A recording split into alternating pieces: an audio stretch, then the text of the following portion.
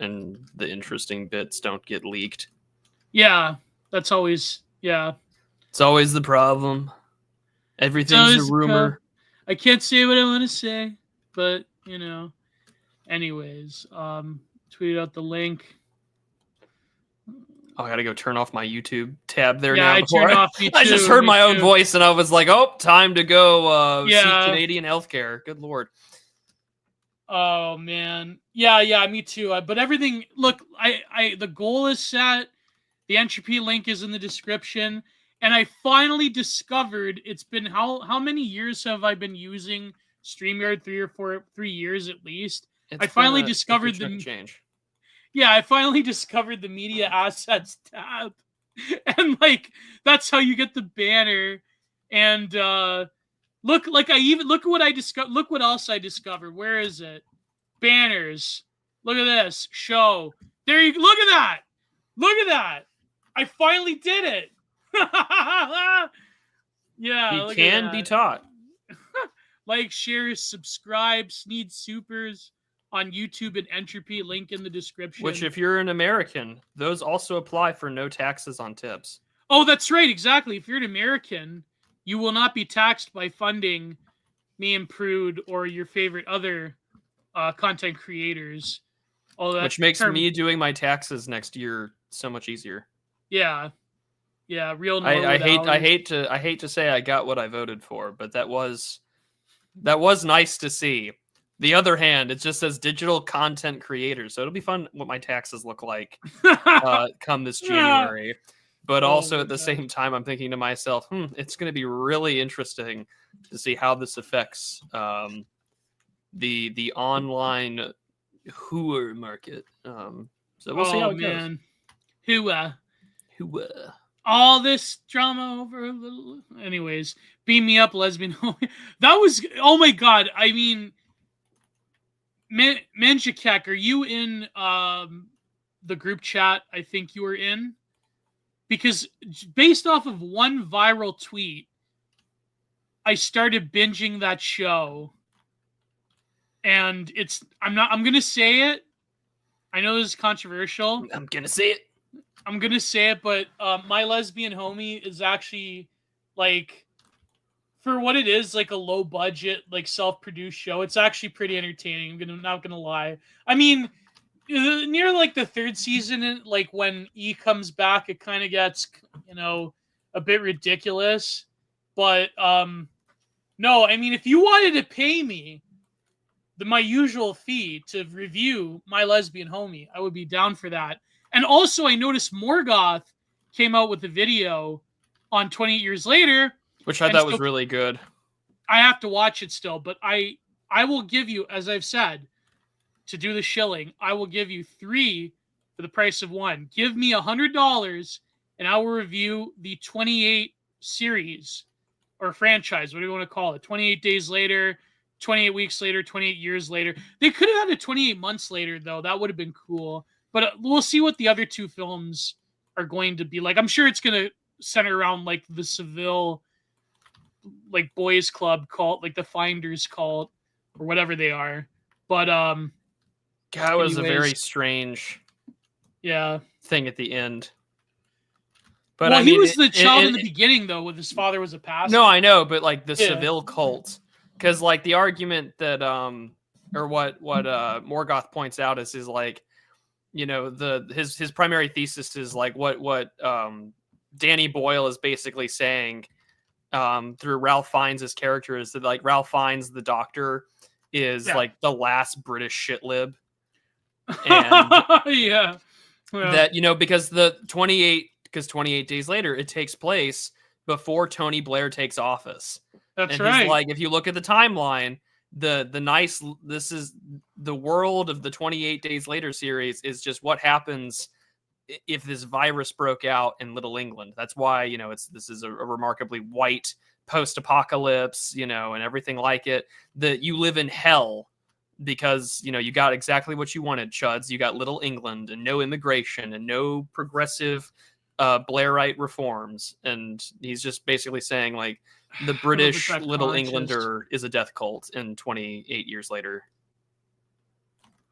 No, and I think it's a good argument. It's a good argument. But that would be ignoring a lot of the subtext where the Little Englander status actually does protect them and offers them a level of tradition. There was a great line by Sam Criss that said, and it's the opposite, where it's not that the endless like post-future end of history happens. Rather, the zombie apocalypse, the virus keeps them in that state of tradition.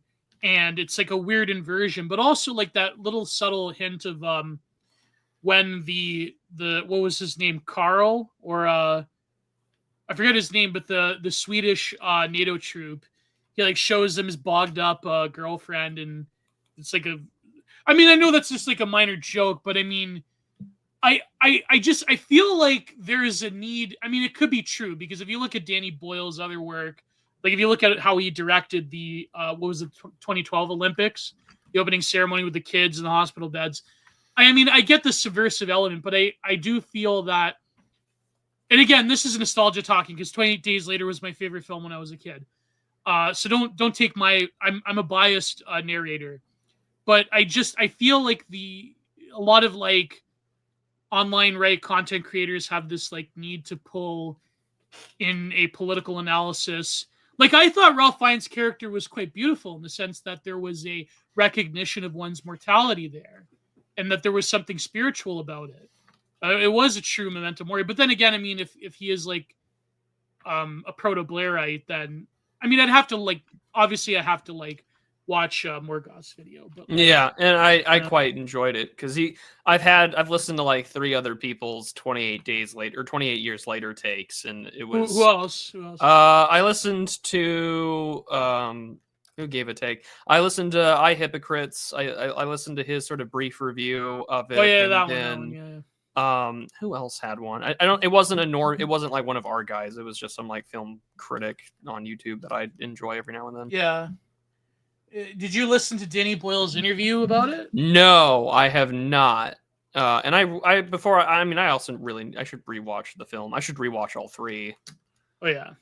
28 Weeks Later was so.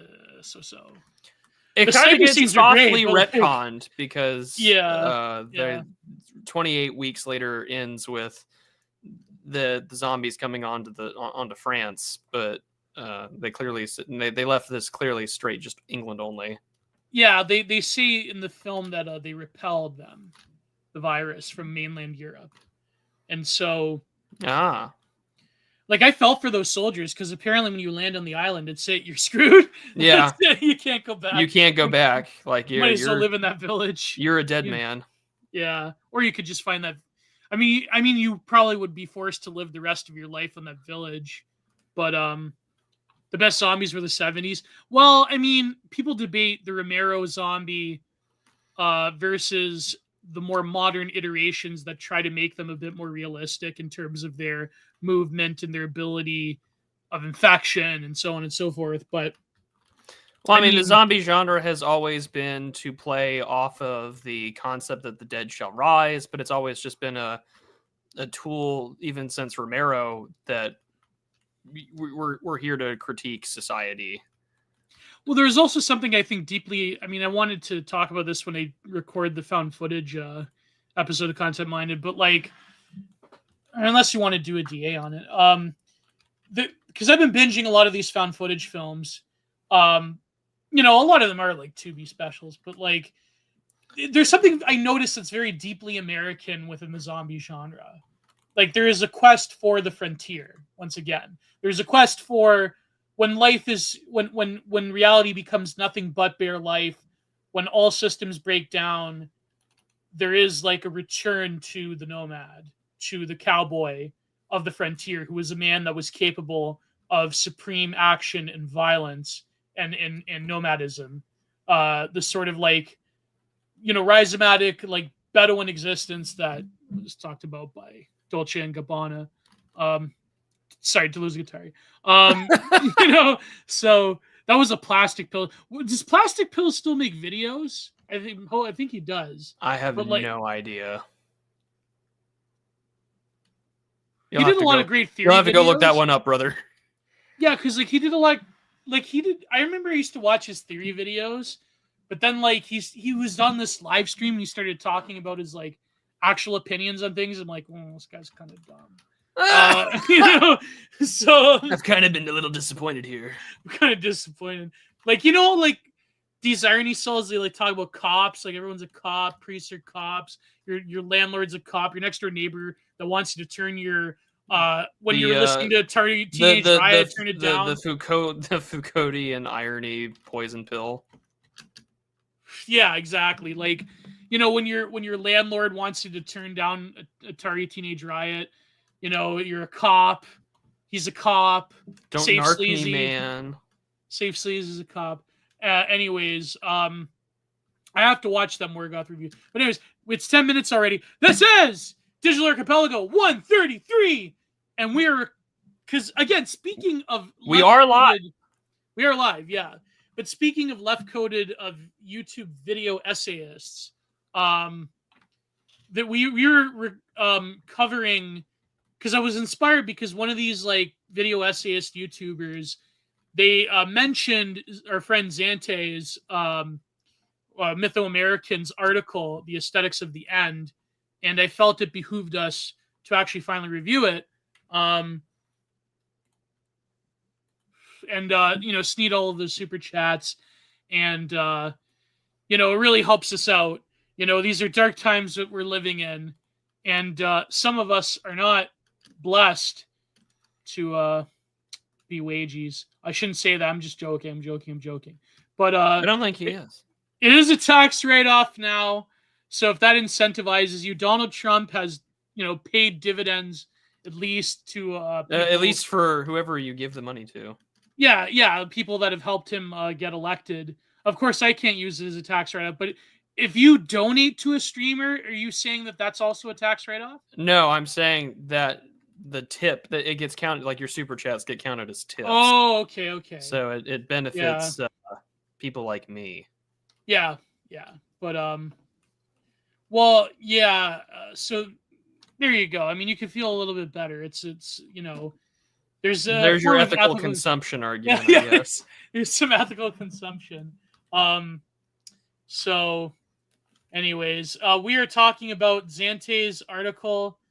I mean, it goes by Mythoamerican, but you know, I know if Gio cells remember, I believe he was the 4th or 5th guest on Content Minded, way back 3 years ago almost. So yeah, it benefits the sneedy and not the sneeder, but it will make you feel better about yourself, hopefully. And so sneed those super chats. And we're going to talk about other stuff, but this is very interesting. It's a shorter one, but there has been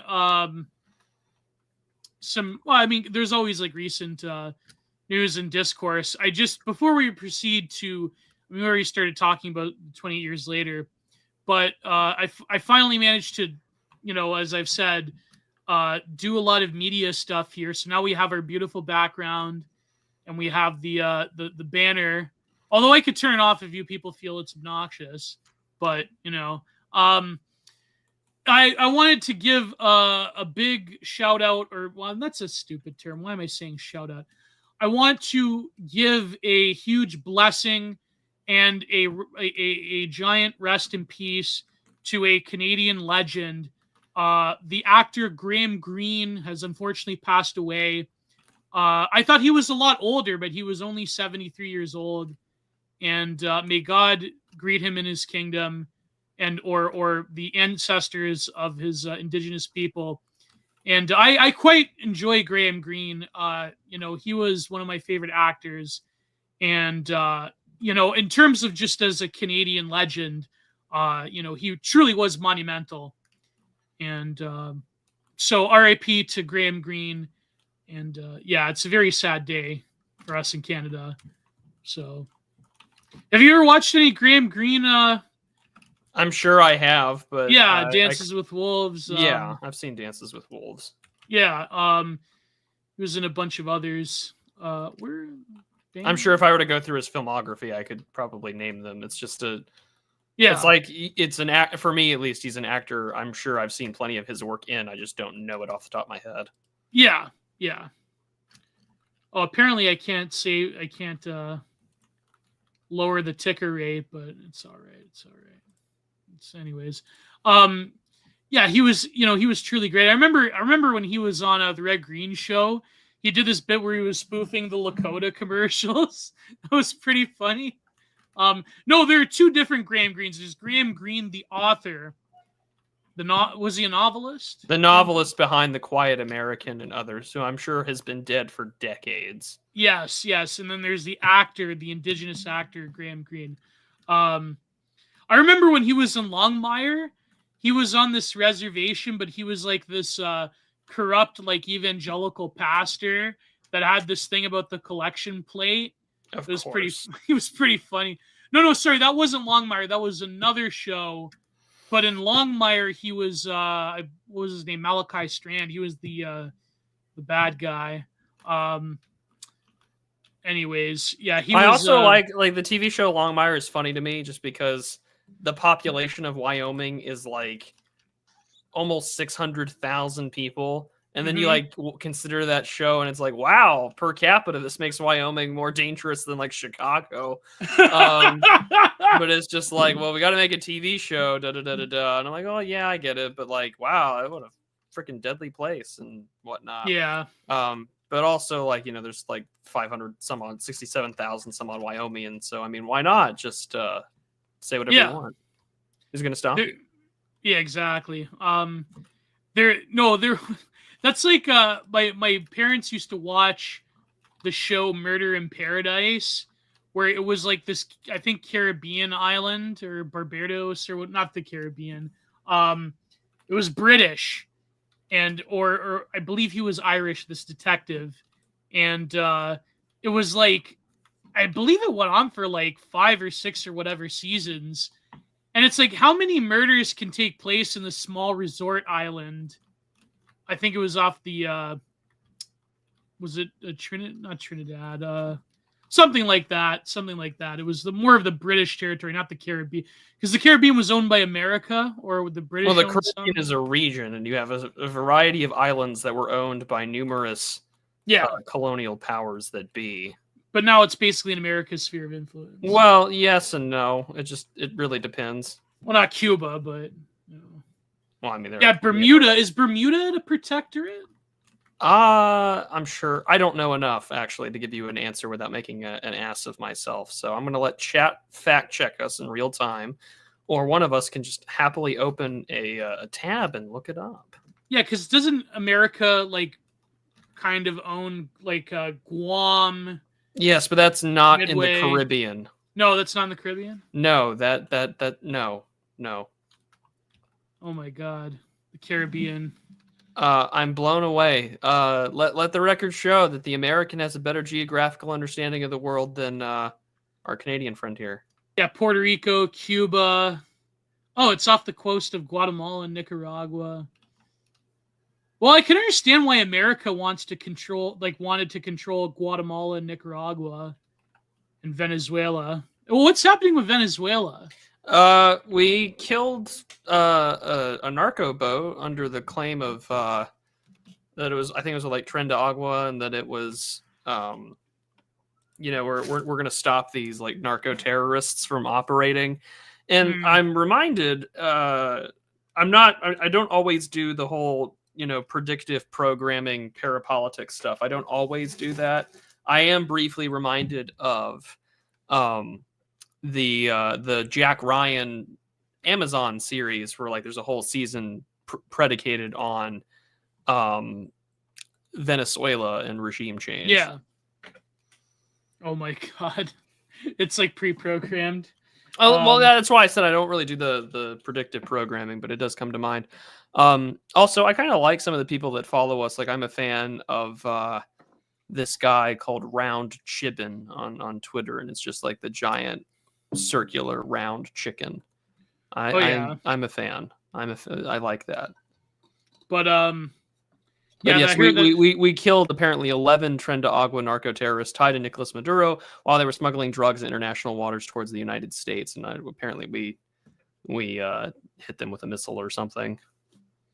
Well, I don't know. I mean, I I'm kind of on the fence with that. I mean, We're- they are bad guys, but like it's. I get. We're only time will tell to see how this this plays out.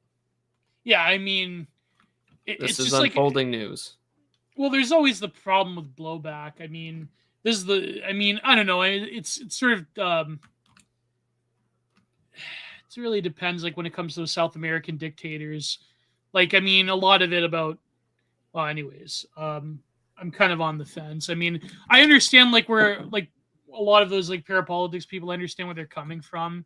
I mean, they do make legitimate arguments, but then at the same time, it's like I mean, they are like cartels, so I can't feel too bad for them. But I think like pushing into Venezuela has its own problems and costs, and but you know, I would have to do a lot more research before Yeah, I'm gonna true. make a. I'm not gonna try and sell a take on this. Yeah. I think whatever decreases the strength of the cartels is going to typically be good for North America. Oh yeah, of course, but you know, So but then at the same time, like the other argument is that like you see a lot of these people like in North America, like these leftists, they like worship Shine Bomb, and like she's well, like they view objectively they worse view than it as anybody. an Yeah, axis of resistance to the U.S. and of whatnot. course, yeah, yeah. So I mean, yeah.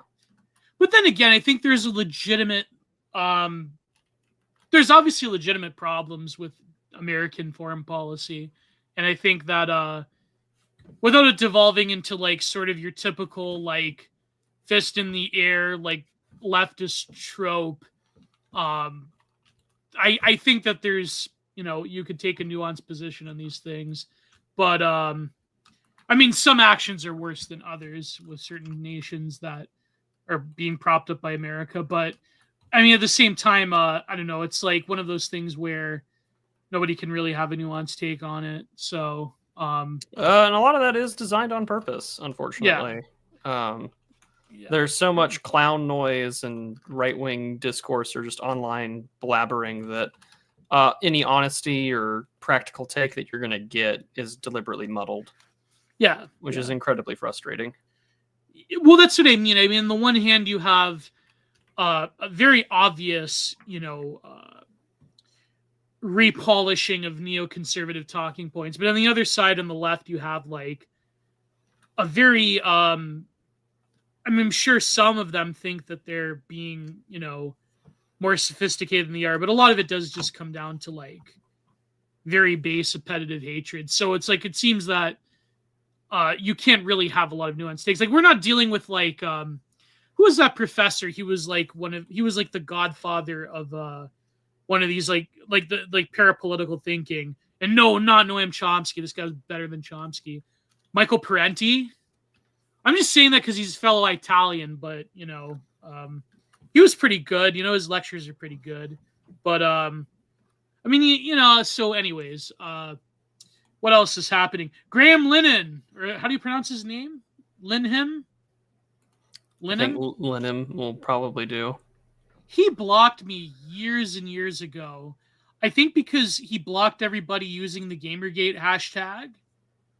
But like he's kind of like a Jesse Single. Like he's, you know, he's a lib on everything except for the TQ.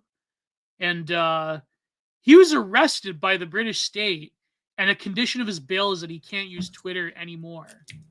So that's insane to me. That's like 5 armed police officers.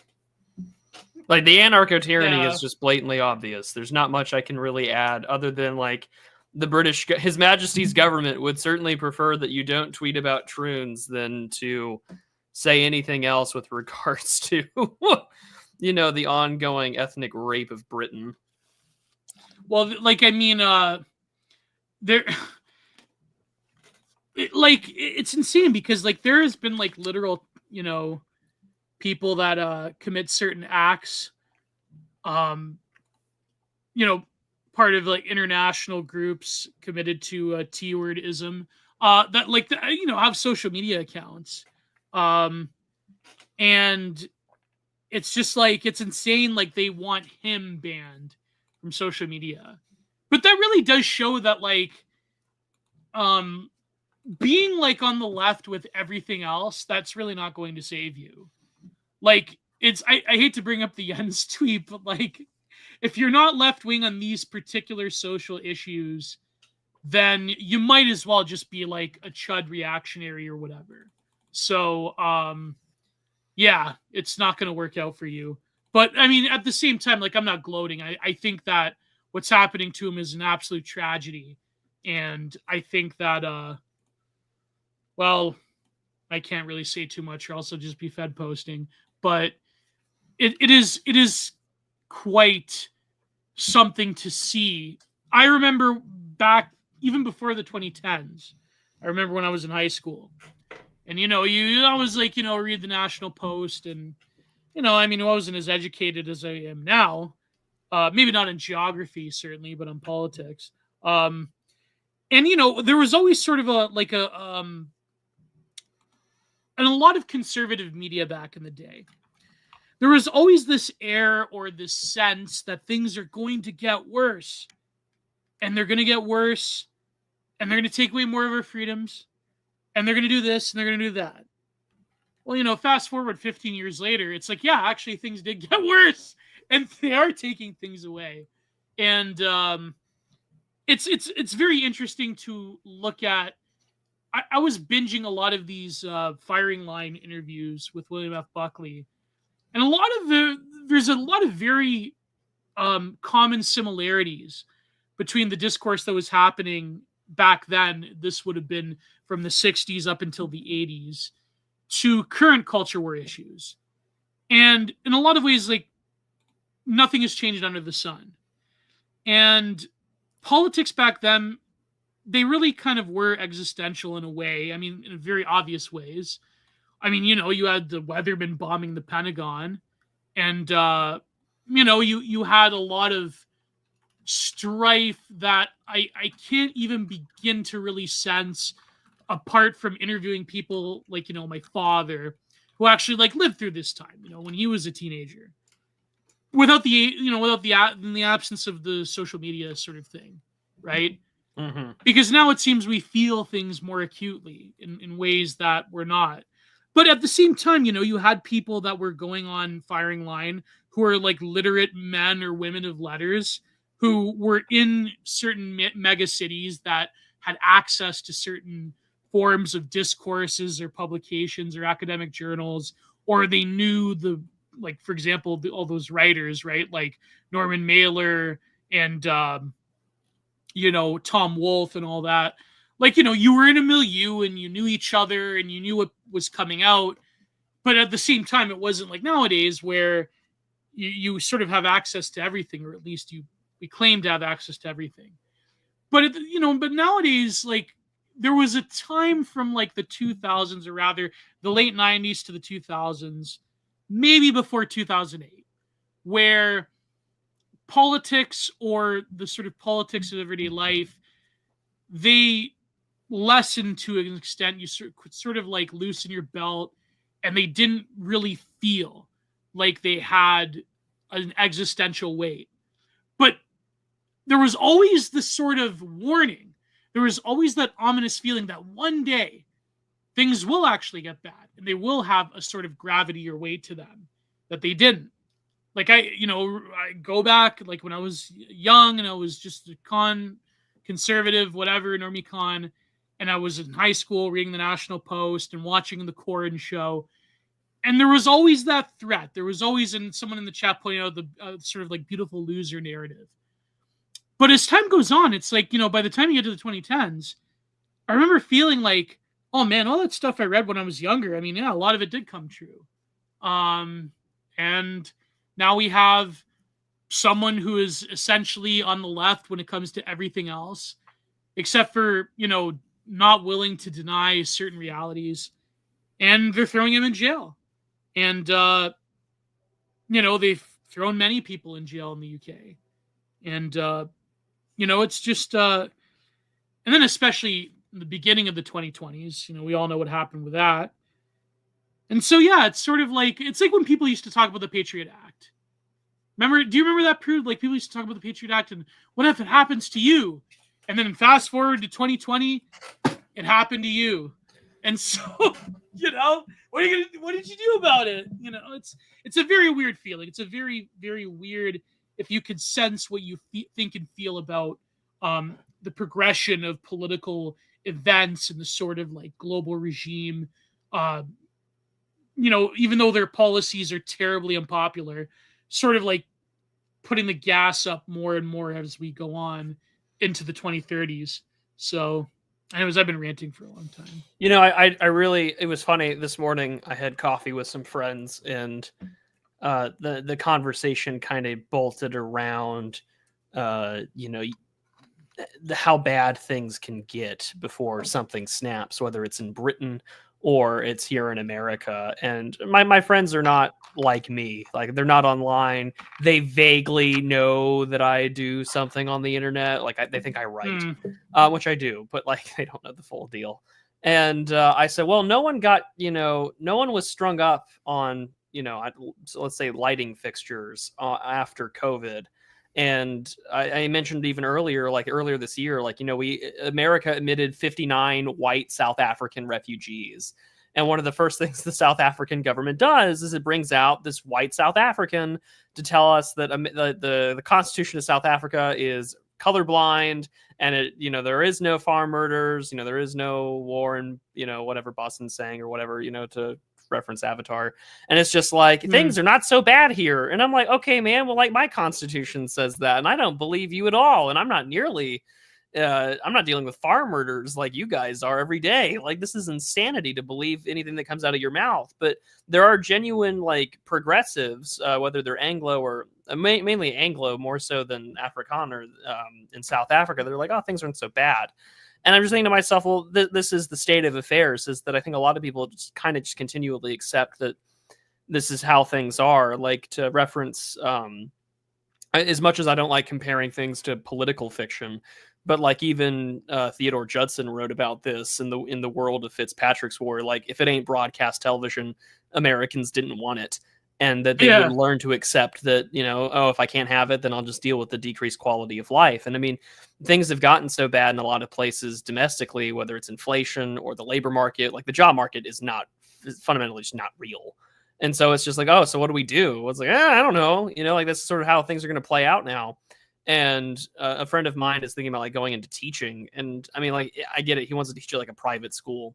But even then, it's like, man, have you talked to teachers these days and how bad things are? Like, these are things to consider. And so I think overall, when you look at, say, the certain social questions or how bad things can get, like, I don't know, because like the potential energy for some sort of outbreak, America hasn't gotten to Britain levels yet. No. And also because America is so geographically dispersed and wide and massive, you kind of know, avoid the cities, they're shitholes, or avoid certain parts of the cities, they're shitholes, or they're like ethnic no-go zones, or whatever you want to call it. That's a phrase no one uses anymore, no-go zones. That was very like 2000s, like Mark Stein talking about Malmo, Sweden type of thing. Yeah, and I also remember Tim Pool talking about it when he worked for Vice still. Or maybe it was after like his Vice. hairline's a no-go zone. Yeah, that's what the beanie's for. But hey, I mean, if Tim Pool can bring new life into this world by knocking up a woman, I guess we have no excuse. What's your excuse? Well, the excuse is I don't make millions of dollars sitting on a fence post so, massive that you can see it come out of my mouth. But, that's what can I say? Oh, man. Maybe I should just start posting about Civil War every other like post and start doing boomer bait. I don't know. That's if I were again. I was thinking about this when that whole Taylor Lorenz article dropped, where it was like, why would she do this? Why would she drop kayfabe? She was doing like her. I think curtain call. If people know professional wrestling, the curtain call. I don't know. Like, it was a weird breaking of character, but it was like really entertaining to watch her. Like, some of these influencers get paid like $8,000 a month, and I'm like, damn. Clearly, like, we're not in it for the money.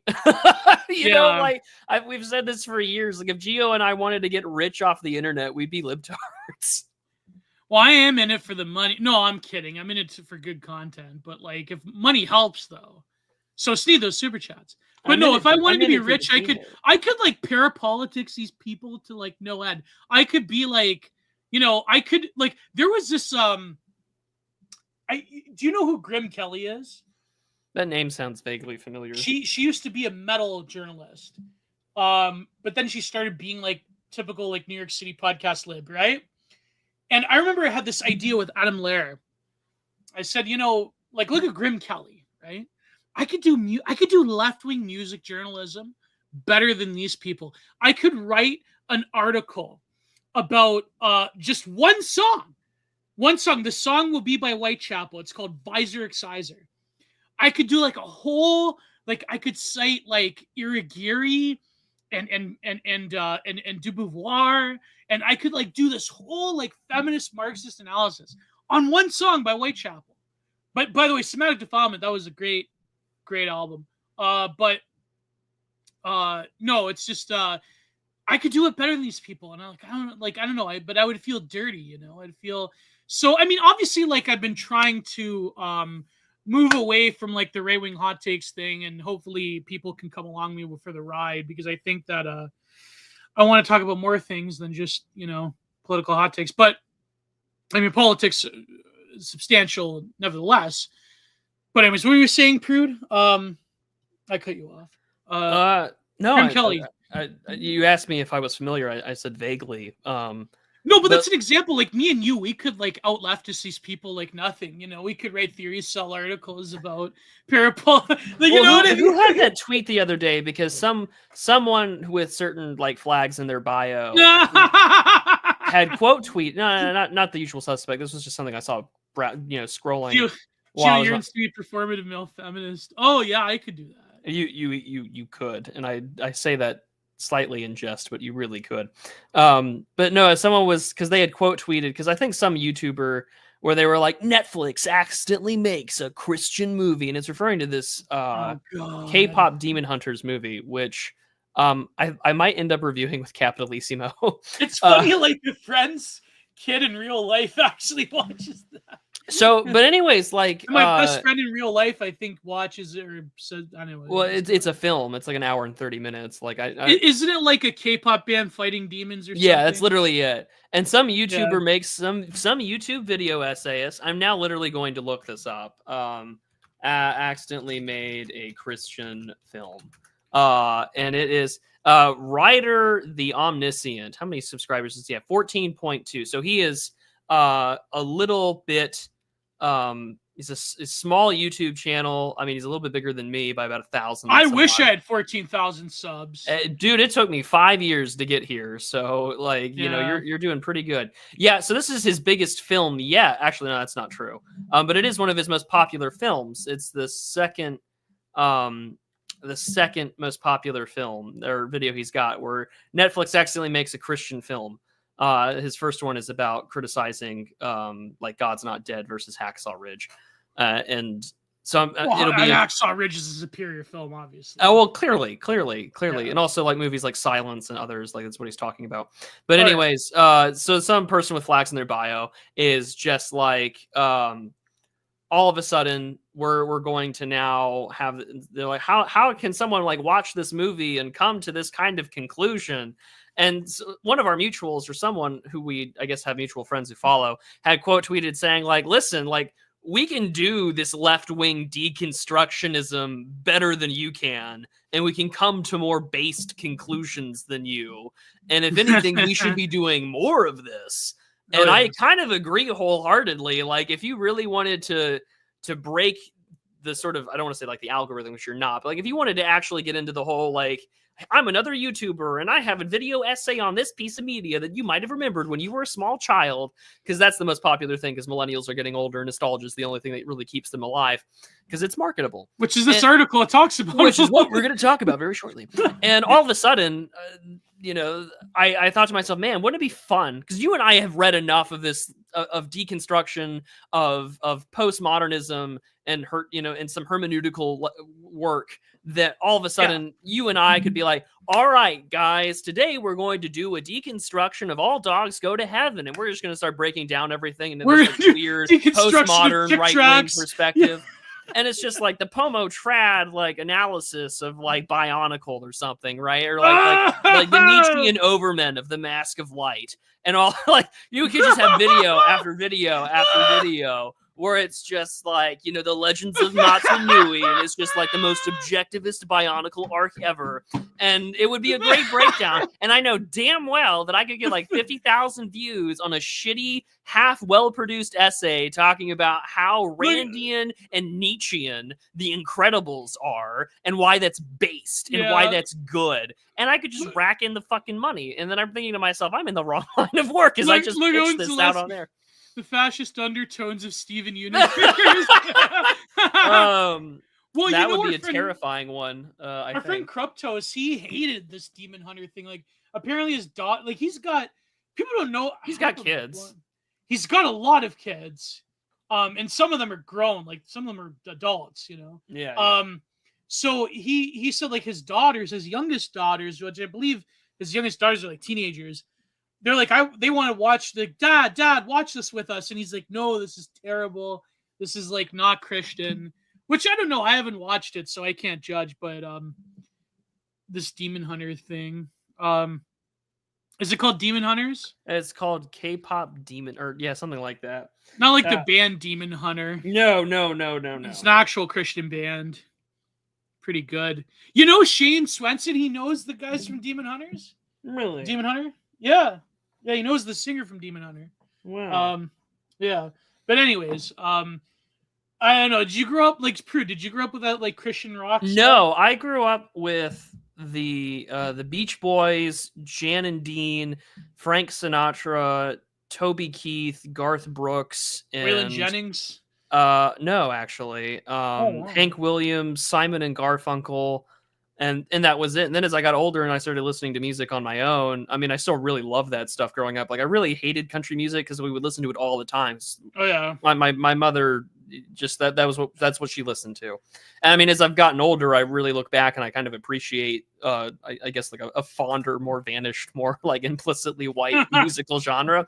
But like my musical junior. My Hank Williams Jr. And my music tastes, though, and I've said this openly on tweets and other things, my music tastes are that of an early 2000s shitlib. Like, I have seen the Decemberists live more than I'd like to admit. I have seen Death Cab for Cutie live. I have seen a lot of bands like them. I think that one of my favorite movie soundtrack albums is from 500 Days of Summer. I really enjoy a lot What's the Canadian one that was really big? The Canadian band. Metric. Yeah, them too. But I also like a lot of like rock stuff too, like or stuff that my uncle would send me. I mean, he's not my uncle anymore because he divorced my aunt. But like Chicken Foot and some other things. Like my music taste is firmly from like 1999 to 2010, and I'm afraid that it might be stuck there. And I desperately want to break free. It's like me in the early 2000s. Did you see that Tucker interviewed Aaron Lewis from Stained? I saw that. I mean, I saw that he interviewed him. I didn't watch it. The last thing that I saw, the last episode of Tucker Carlson I watched was the one with Ward McIntyre. Because I feel like it really depends on the guest. Like, because Tucker can have some interesting episodes where like he interviews someone like Andrew Isker or Mac, like people I know, my mutuals.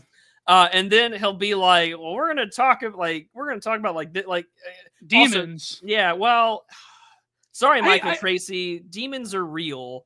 Oh, yeah. Whether you want to admit it or not. Like, he does a podcast with one. One certainly influenced by one, but nevertheless, not to speak ill will of. Where did Lee Strobel go? Like, he used to be really big. I think I have some of his books. Like, he actually was a pretty decent apologist. Good question. Yeah, he came back, Lee Strobel.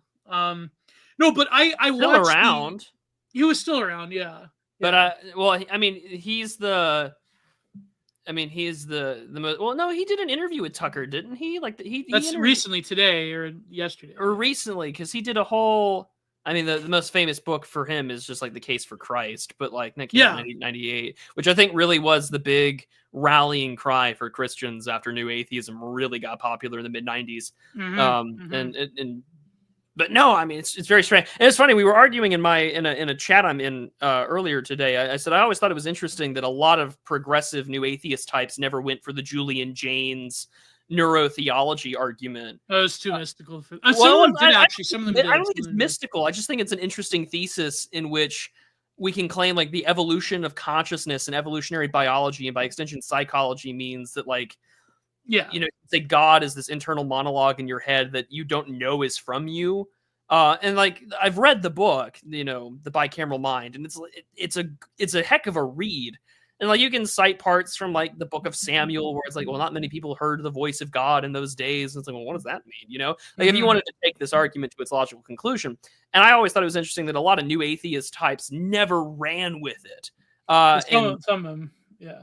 Well, some did, but I think it has a lot to do with the same reason that the fault lines with new atheism and eventually what comes a part of the alt-right at that time, like 10, 15 years ago, is like, well, if God isn't real and evolution is true, why is racism bad? Well, yeah, like there's some forbidden no words I'm not supposed to mention. Well, listen like, here, son. Listen here, boy. You're only 2 years younger than me. 3. 3 years younger than me. Yeah, 3 years. Oh, that's right. I'm turning 33 this year. Oh my god. I turned 30. Yeah. Oh, the big 3W. That's right. Yeah. No, but there was at least partially, but I think the problem was a lot of the more polemical new atheists couldn't get their heads around the sort of neuroscience of it. There was a concerted effort, for example. There was this doctor, this neuroscience scientist at the University of Toronto, that Richard Dawkins, I believe, actually lectured or went to Toronto to do the whatever grifter lecture circuit with. If you remember those big conference, the New Atheist conferences, that had the God helmet. Do you remember the God helmet, Prude? I don't. The God helmet was a series of, I believe, electromagnetic fields where he claimed to simulate religious experiences, or what Freud would call nirvanic or oceanic experience, not nirvanic, oceanic experiences. And he claimed that basically all religious activity was a result of neurochemistry in ways that you were alluding to with Julian Jaynes. But I think that there's a lot of things that you cannot account for in biblical history, in the history of the Bhagavad Gita, and the history of a lot of religious texts throughout the world. And I think that by the time 2008, 2009 rolled around, I think the God helmet thing became, or by the time 2012 rolled around, I think the God helmet thing became like a dead end for them. But there definitely were like new atheists that were like maybe not making it their thing, but they were kicking around this idea. But Julian Jaynes was like such a different tradition that I think like hardened materialists wouldn't even. But you were going to say something, Prude? I just thought it was interesting that argument never kind of gained traction, and I think the biggest reason as to why was just because like it hits that weird third rail of human biodiversity. Yeah, exactly. Yeah, that's. I mean, even like the differentiation of levels of consciousness and conscious development. I mean, for example, the greatest acolyte of Julian Jaynes in our lifetime, Ken Wilber, often has, I mean, he's often come up against this argument with his integral theory, which a lot of it is cribbed from Julian Jaynes and Hegel and Sri Aurobindo. But even Ken Wilber has experienced this like attempts to cancel him because of the sort of theory of the development of consciousness and how you can posit like stages of development, which is very funny how like we've gone full circle to asserting that like any form of like Whiggism or like Whig history, even when it comes to development of higher societies and consciousness, that's like racist. So it's very fun. It's like how Jared Diamond gets canceled. But anyways, there was something that was said about this recent mass casualty event that happened.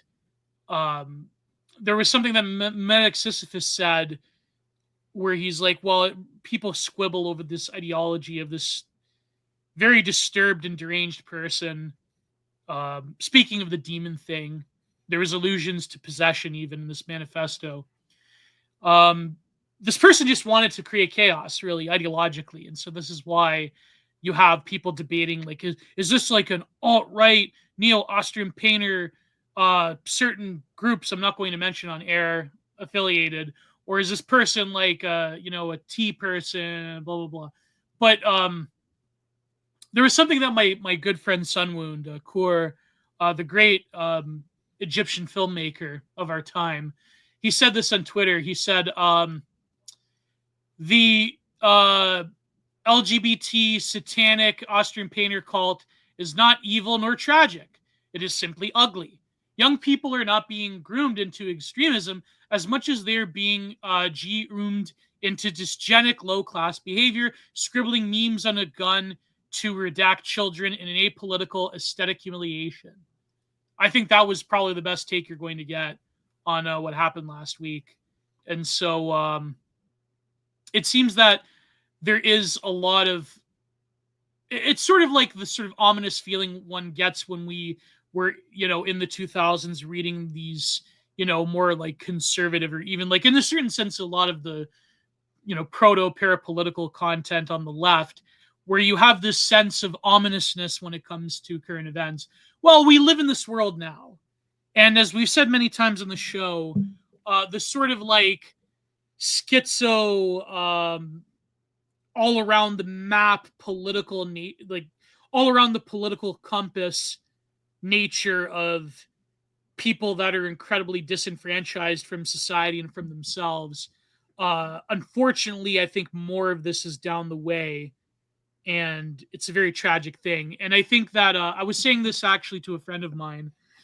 A lot of people want to blame, like we saw this with Columbine even. And by the way, it's going to be the 24th anniversary of Columbine in 2026. A lot of people want to find a very, and you knew this during even the Obama years, you saw this, where, for example, people were talking about this Hurricane Katrina documentary, right? And what happened after when Obama took power. A lot of people want to find very clean and very neat public policy solutions to things that by definition cannot be solved with very clean and very neat public policy solutions when it comes to matters of the soul in a society that has, in a civilization that has reached a sort of winter phase.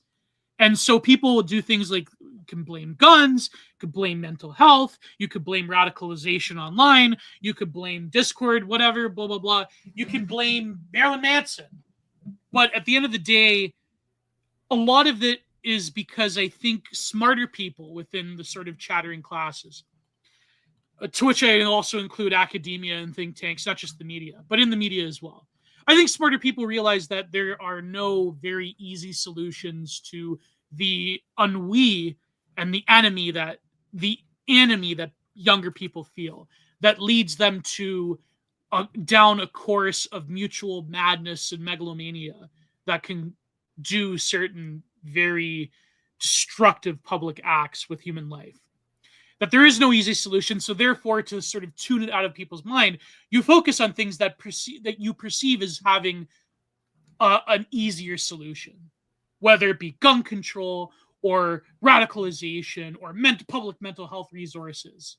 But all of these things are really just a sort of ersatz explanation for something deeper that by definition cannot be solved by policy wonks and by legislation and by the apparatuses of power in the sort of global transnational progressive system that by definition has built itself on making sure that the sort of private sphere of influence that it will be treaded upon, like if you make a transphobic tweet, for example, but in terms of actual recognition of us as a whole, that we belong to a civilization and that people have an inherent duty to each other or an inherent duty towards things that people came before us built, those things by definition in the current global system of AA calls it, what does he call it? Global progressive neoliberalism on a global scale. By definition, those things cannot be solved or touched upon. And a lot of the previous strength of global neoliberalism or like global transnational progressivism was precisely that you could be left alone in the private sphere. And that there is no public solution to very intimate and private problems. Not to say that I want some kind of like megalomaniacal authoritarian or totalitarian regime that's going to like interfere in the bedrooms of the nation, to quote Trudeau Sr. But I think that there is, within the sort of freedoms that the end of history is purported to give you, there is a huge loss in the efficacy of a mutual civilization that at one time represented the values of people or the culture of people. Because what was politics but the amalgamation or the real world expression of what a culture is? And so we don't have that anymore. We have public policy. And public policy wants to focus on things that can't really get at the heart of like why people like this sick maniac in Minnesota did what he did. And so, rant over. Yeah. So I did find his Twitter account, and oh my gosh, that guy, this guy's a kid. Sorry, I had to laugh because I decided to look up that video, and yeah, so it was some random. Good God, that's so depressing. The person who made this like viral tweet, 8.6 million views. I'm just gonna say, what is this, Prude? What we were talking about earlier about that, like the Christian video essayist. Oh, and, yeah. Just the person who makes this 8.6 million view tweet is like some kid who's just like, how did you even come to that effing conclusion? And the guy is just like, this kid is just like, keyboard warriors are mad Christian dudes sees Christian themes in a movie made by people with Christian backgrounds. I had to go look it up. I just found that just a fun little aside to go look into.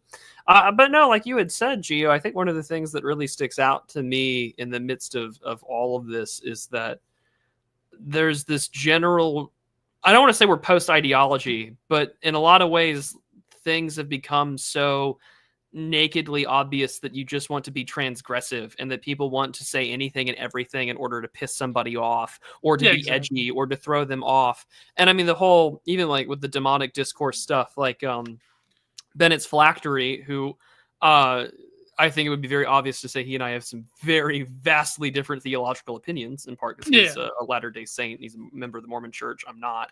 But like, he's like, I think the demons are real. But also like, it's just become this like boogeyman catch-all term rather than providing proscriptions to certain activities that would make the demonic more applicable or more likely to have an influence on society. So he says, either it's a boogeyman, the catch-all kind of term, or we start providing prayer, exorcism, and we start changing our activity as a body politic that would sort of decrease their power or grip over us, because the prince of this world is very much real. But also like, especially with especially with the younger types, this guy, this terrible person, this obviously possessed person, had said, like all these like random things referencing everything from like the Weavers to like, there was a fucking Lost comic etched onto the assault rifle, like just absolute, just certain allusions to like hyper online stuff that only people that unless you're terminally online or you've grown up on the internet like you and I have, you're not going to get these references. And so like it disturbs or it confuses anyone older than us or someone who's not kind of keyed into this online life. But like everyone, I mean, especially because of COVID, everyone like being forced to be on the internet, like there's a whole different world, a whole different language, a whole different, I don't want to say speciated, but like there is sort of this like weird speciated consciousness that emerged after COVID. Of those who wish to stay on in the net or online, because like the game, whether it's dating, jobs, applications, etc., have all changed since COVID. Everything has radically been different. Everything is radically more foreign, thanks to the Biden administration, foreigners, visas, the rest.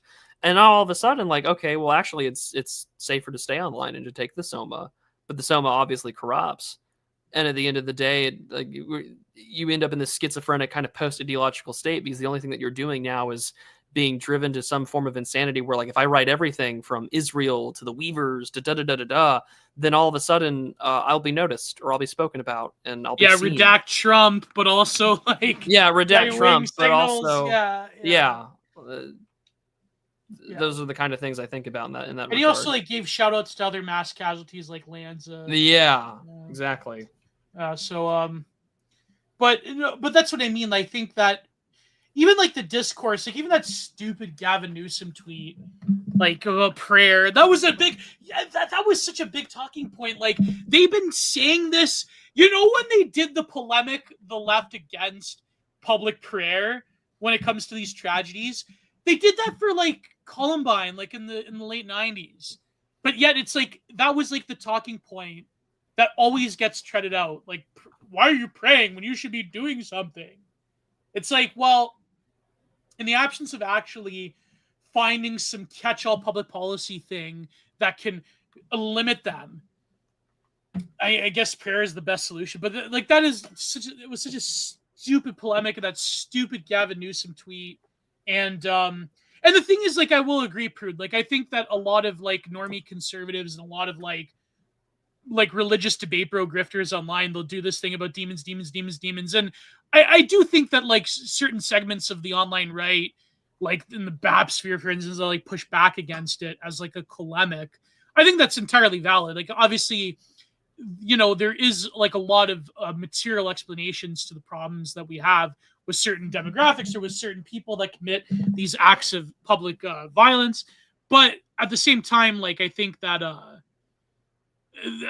unfortunately, like, there's a tendency to, like, counter signal one side or one faction to the point where you're going to go back to, like, I don't know, new atheist talking points. And I think, like, that's obviously not something I would well, I also think a great degree of people will default to whatever, inflicts pain or quote unquote owns, like, the other side. Like, they're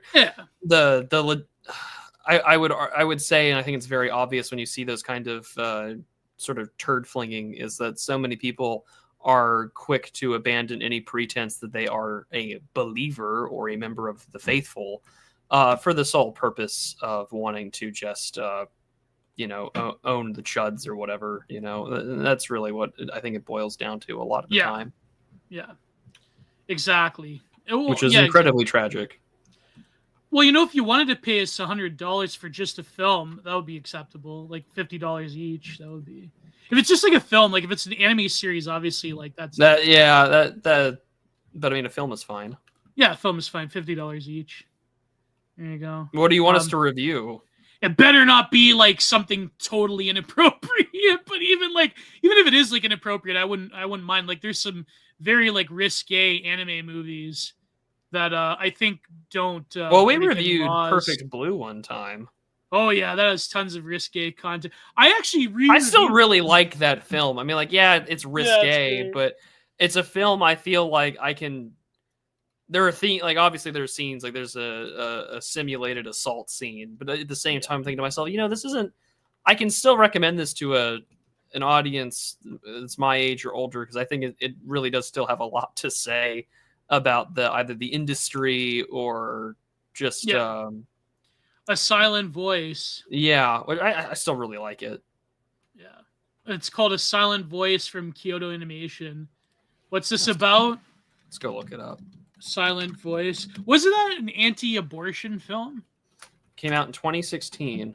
No, that was a Silent Scream. That was... follows the story of a former bully turned social outcast. Oh, I've heard of this film. I heard it was really good. 130 minutes long. Oh, that's all right. It's like I have to review Magnolia. That's like 3 hours long. So I heard this film was really good, though. I heard it was like, was it the one that ends kind of tragically, or that was another one where, like, the girl keeps getting bullied and, like, the guy helps her out and they form a relationship? Is it that one, or am I thinking of another one? The really tragic one. It's kind of like the anime equivalent of Bridge to Terabithia. Oh boy! Oh my god, that was such a. I like that. Was that your childhood trauma video? Well, it was, because I told the story where we went to see the play. This was before the movie came out. We went to see a play because we were reading the book in school, and the actress in the local theater company kind of looked like this chick I was digging when I was like in 5th grade. And that was like really sealed it for me. And I'm like, oh God. But then I told people, I told the story before, but this chick that I was kind of into when I was in the 5th grade, apparently she like moved to DC and became like an addict or whatever. Many such cases, moving to BC and becoming, anyways. So no, yeah, that was, but then the film came out and I watched the film and it was equally as cutting. And I think that was like, I had this viral tweet, but I deleted it once because then like you never know, like a lot of weirdos online where it's like this film basically destroyed a whole generation of sensitive young men. Like really. Yeah, Bridge to Terabithia was like it was. Oh, do not pay us to review that film. That's not, that's like it's like 500 Days of Summer. Remember we did that film? I didn't have as much of a problem reviewing it because I don't think I don't associate that before film I had with a girlfriend. There's a remarkable change in content from before.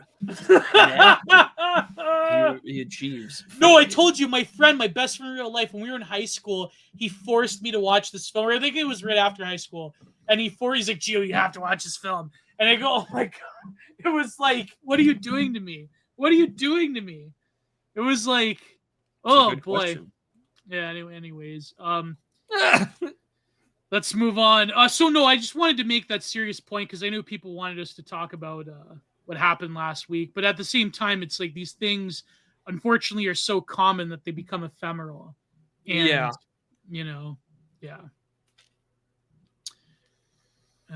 Is that a Simpsons reference? Midge to Horribithia?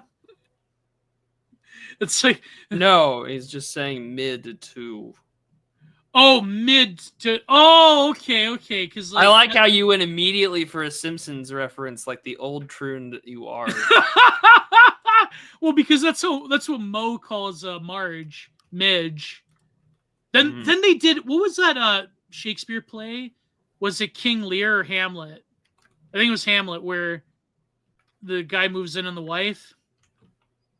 Macbeth. Macbeth, yeah, they did a Treehouse of Horror episode of Macbeth, and then Bart ends up slaying Moe. That was a fun one. That was when the Simpsons were actually creative. But anyways, yeah, Midge to Terabithia. So let's get on to unless is there other news? No, I think we've been at it for an hour. I think we can go straight to the essay. All right, it's a short essay though. Yeah, we keep it nice and short this week. All right. So let's go to the essay. Let's see. I have it queued up here. Yep, I do. And pressing on share screen. And share screen. There is no news this week. Well, last week was filled with news. Excuse me. If last week was like filled with news, it seemed. But yeah, this is yeah. Oh, what'd you say, Prude? I said it really did feel like last week was just a very busy week. Yeah. Anyways. So this is Mythoamerican Substack. You can all subscribe. Or as we know him, our friend Zante. And that's actually a pretty good article by BCM Christ. So it explains basically the Mythoamerican worldview. It's called The Aesthetics of the End, the Secret Behind Mythoamerica. Is this a Mishima reference, The Aesthetics of End? I think so. Okay, I'm not crazy. I was like, yeah, I knew this name sounded familiar. Yeah. And I felt like the beginning of September that this was an applicable film. So this is all spurred on for us to cover because some YouTuber mentioned it, yeah. Okay. Like in a sort of like backhanded way. And I believe Zante, if you go to his Twitter account, it's at Death Angel USA. He actually clipped the video, the 2-minute clip or whatever it was.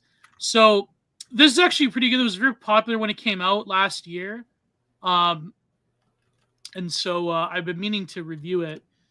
So anyways, the final leaves have choked and died on the fading earth below. Their remains are scarce, lying scattered like gravestones in memory of another autumn past. The most we seem to come upon cemeteries are when we drive by them on the road.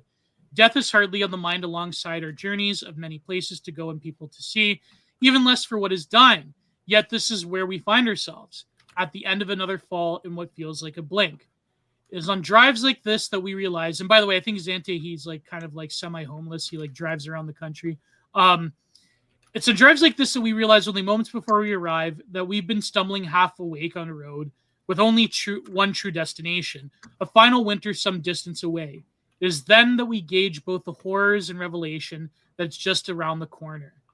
And these are all from the Mythoamerican. I don't know how he must have like a gaggle of like Tumblr blogs and online resources for all of these images. But well, and I'm sure, does he allow user submissions, or does he have like a DM? Yes. Yeah. I was like, surely he's got, some pretty good resources to help him out. Oh yeah. It's very funny when certain like people come across Mythoamerican and like, I didn't know that this guy's like a chud, he hangs around with, well, anyways. All these problematic people, da-da-da-da-da. It's like our friend, the Soprano Scene account. Tweet. Yeah. Oh, the UK thing. We didn't talk about that, but maybe we'll talk a little bit about it. I mean, what's there to talk about? Again, the absolute insanity that someone like Callum gets arrested, for God's sake.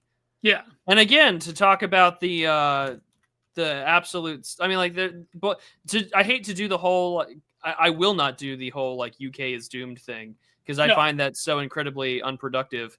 What I do find frustrating is that like in America we can have account based in Pakistan, the UK is doomed. Yeah, account based in Pakistan, the UK is doomed, or account here based in Malaysia. Yeah, you know who I'm talking about. And so anyways. But again, it's just like in America we can have the like Morgoth pointed this out. It's just like in America, you can have this like crazy, mentally ill person, who is clearly just like this absolute nutbag, do X, Y, and Z toward Catholic school and Catholic kids, and then out one mouth you can say the UK is doomed. Everybody, like we have our own problems, and I will stand by. Yeah, Forty Sachs talks about this with I will stand by my essay called the Two Forests, because I think that holds up. Yeah. Just because like, we have fundamentally different, equally fucked up problems that are existential. Yeah, but I do think there is like this concerted effort by slopulist accounts. Oh yeah, to write off of Europe in general, because like I think like especially like you could tell like they're kind of like Ian Miles Chong types, where to them like America is reserved in their mind as the land of prosperity, whereas like Europe is so like thoroughly alien to them, whereas like American mass culture can be easily more relatable to someone in India or Pakistan or Malaysia, like we said, or wherever. And so it's like but then there's some, I shouldn't say that, because there are some people that live in these, non-North American, non-European countries, like that do like have this intense focus. I mean, even though it is kind of like slop. Like, isn't that guy from Radio Genoa? Is he like African or something? I'm sure he's not. I don't think he's particularly of a European persuasion. I think it was who was a Pope that had that tweet. He's like, "We shall protect Mother Europa." Tweet from Ethiopia. Something like that. Yeah. It's funny with globalization. Pope is such a good account. He's such a good poster. It's funny what globalization can bring us, right? No, but there's other, like, I will give Radio Genoa, like, he does, I think he researches about European politics more than, like, Ian Miles Chong when it comes to even American politics. Potentially? Maybe. Question mark? Maybe I'm just giving him I don't know, I'm giving him too much. Maybe, yeah, like I said, just, I'm going to say maybe, doubts. No, but I think, like, Europe is sufficiently alien to, Brazil is I think a different, different breed of experience. I can't even, it's its own country. Like the South and Central America are their own unique political hellholes that I can't offer unique comparisons to, because I don't know how to. What I was going to say is that because Brazil has such a huge European undercurrent, then you do have people in Brazil who I think know a bit more about what's happening in Europe as opposed to America. But still, I mean, Brazil has like this huge, or at least recently, always had this like huge like America worship mindset. And so, you know, a lot of them love. Boy, American has that culture. changed. Yeah. Well, there was an article about like Brazil can offer America a model of political engagement in the era of Trump. It's like, it was The Economist that was just like, arrest your political enemies. Please, for the love of God, arrest your political enemies. Yeah, there you go. Yeah, that's it. Well, maybe like people were. If there was a libtard version of Holden Blood Feast, it's just like, please God, let me see Trump in jail before I die. Yeah. And they're all coping about like him not. I'm not like the biggest fan of Trump either, but like they were all coping about like he's gonna die soon.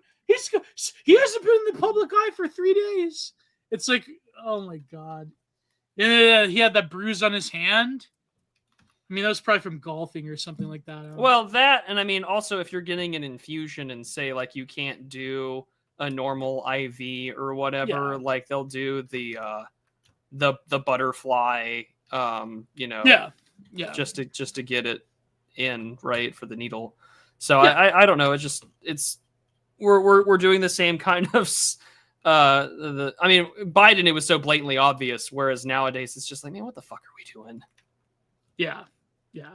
But that was such a that Economist article. Ugh. Anyways, this is the solution to Donald Trump. Just throw him in jail. Well, they do like so the boomer libs. They do the irony thing where it's like, well, Trump wanted Hillary in jail, and so we could put him in jail. Like that was like. Y'all tried this. Yeah. And in fact, y'all killed him or tried to kill him twice. You know? Times. Three times. You know? Well, like, one was the Ukrainian, like, well, anyways, that Ruth guy, but like he was probably being, I don't want to speculate for YouTube, but there was some very sussy baka things going on with that Ruth There were guy. some questionable relations. Yeah, he did it in such a stupid way too. Like he went to Mar-a-Lago and he expected the security not to catch him.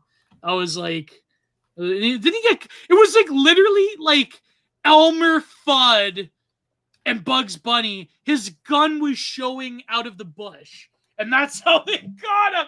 Like like it's literally like a Bugs Bunny bit.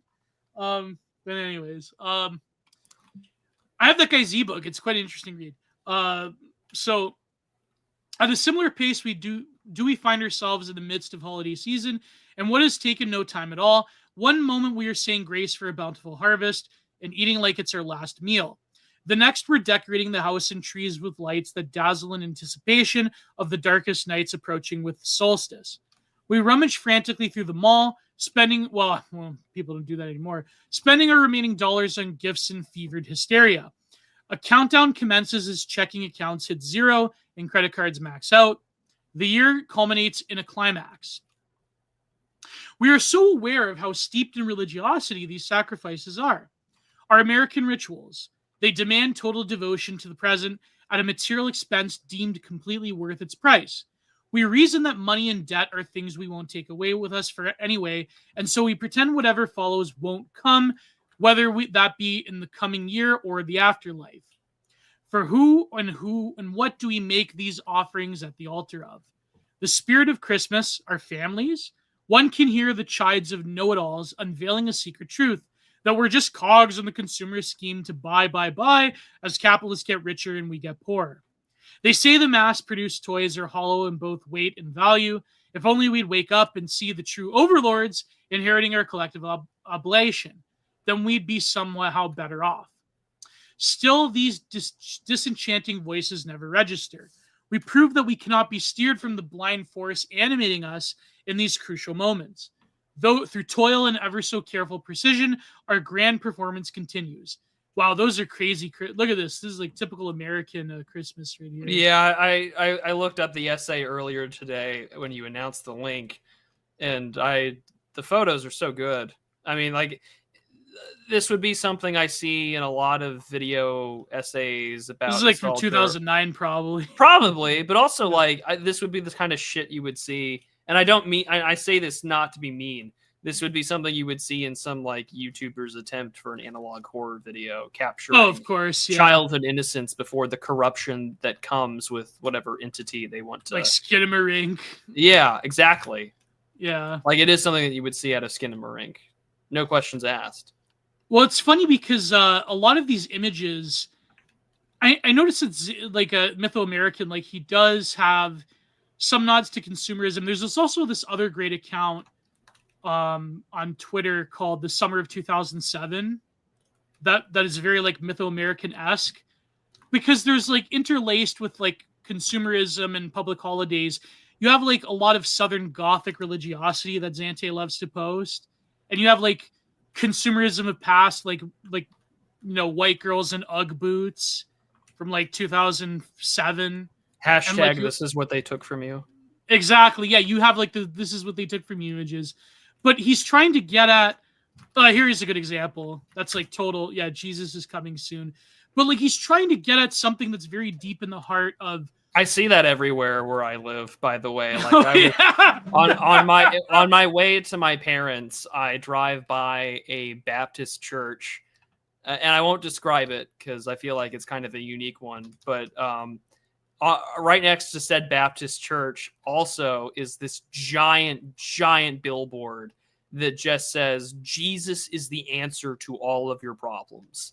And those things are very common. Like when you drive through the American South from Texas all the way to, northern Florida, like it's just there and it's a part of the culture. I mean, it's that I've driven through small towns on my way to conferences and whatnot, where it's just people, small, like I drove through this little town in Arkansas one time. I took a scenic route just because the highway was under construction or something like that. I don't remember.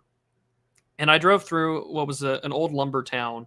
And in that town was every like Protestant denomination you could think of had a church on this long one-way street, or this two-lane street in and out of town. Like you had Seventh-day Adventists, you had the Presbyterians, the Methodists, and the Baptists that were all there. And it was just, and you had signs like that. You saw things like this, and you don't really appreciate it until you're not in the South. Yeah. But he has the particular vibe, and he described it in my interview with Zante on Content Minded many moons ago, why he picks this particular aesthetic, that there is sort of like a Gnostic or telurgic heart at the base of the American unconscious. It's in the soil itself. And a lot of these images, like that account, like Summer of 2007, it's like when you're a millennial, when you're like a core millennial growing up and you remember the mid 2000s or the early 2000s, there is like a particular vibe that I think is lost. And there's something with like early digital cameras and their availability to where you did have like the culture that was being created that would then inform the 2010s and now the 2020s. And so like I remember like early digital cameras, they always had this like very warm fuzziness to these images. And if you look up like I always love when Mythoamerican or other of these like aesthetic accounts, they have photos of timestamps. I love seeing the timestamps, and they're like from like 2002 or 2009, 2007. And it's like there's something about it. Maybe it's just like this nostalgia brain talking, but there is definitely like a different feeling you get from them. And by the time you have like the world of, Facebook and now TikTok, it's like MySpace world was like totally destroyed, and we're like sort of living in the ruins. But anyways, well, we do. I mean, it was really funny because we were again in my Telegram private chat that I have with some of y'all. Someone had linked to this like sacred texts library website, which hadn't. It looks like it hasn't been updated in like 30 years. Yeah. And there's something I find so uniquely, like I get a warm, nostalgic fuzzy for it. I'm like, oh, like it's kind of quaint. This website hasn't been updated in like 20 years, and that's kind of nice, Yeah. It's still so Web 1.1. it still has this view of Web 1.0. You know, like it has that GeoCities look to it. The academic style they used to call it. Yeah. The text academic style. Yeah. Parents in the know conspire with hushed voices to relive old myths of the awaiting arrival of Santa Claus down the chimney and reindeer prancing through the snow. Wrapped gifts are hidden for weeks from unknowing children, only to appear like magic under the sparkling evergreen in the quiet of night. Until dawn breaks, in these miraculous sights ignite their faces to glow brighter than any ornament. Milk, cookies, and carrots are left mysteriously half consumed. Oh, my parents used to do that with me. Showing the mythic figure that once here and will return. All rejoice and worship. All await the arrival of the unseen. And when the day does emerge and we hear the Spirit blessed us again in our sleep, the clock restarts. We revert back in hand in prayer, preparing to devote ourselves once more to the return of something which may or may not ever appear. And when it does, it will feel like we never saw it coming at all. That's actually a great phrase. It's something that I think even like the church fathers talk about. That, you know, you can anticipate something. You can anticipate your judgment. You can anticipate eternal life. But when it happens, it is as if you have never known it will ever happen. As if you've never known it. And to be within the Spirit of the Lord will be with fresh eyes over and over again. I forget exactly which saint said that. But or I'm sort of butchering it. Maybe the image, so nice Rifat. Nice try-fed. He always confuses me with his name. Nice try-fed. Maybe the amateurish quality of old photos emphasize that they were taken by normal people just like you. Exactly. There's that sort of opining of normalcy. It's sort of like that frenzied fish tweet. It's like, normal people, what about them? You ever seen any lately? Right? That's great. That's great. But anyways, moving on. When I started Mythoamerican on a fateful December night 3 years ago, I wanted to express something that I could not through words. It lurked within our homes and the places we dined. It was out in the woods, along the highway, and even in our schools. I could not tell you at the time what phenomenon it was, or what phantom it was that haunted and enticed me everywhere I looked. But this Twitter page was my attempt to find it.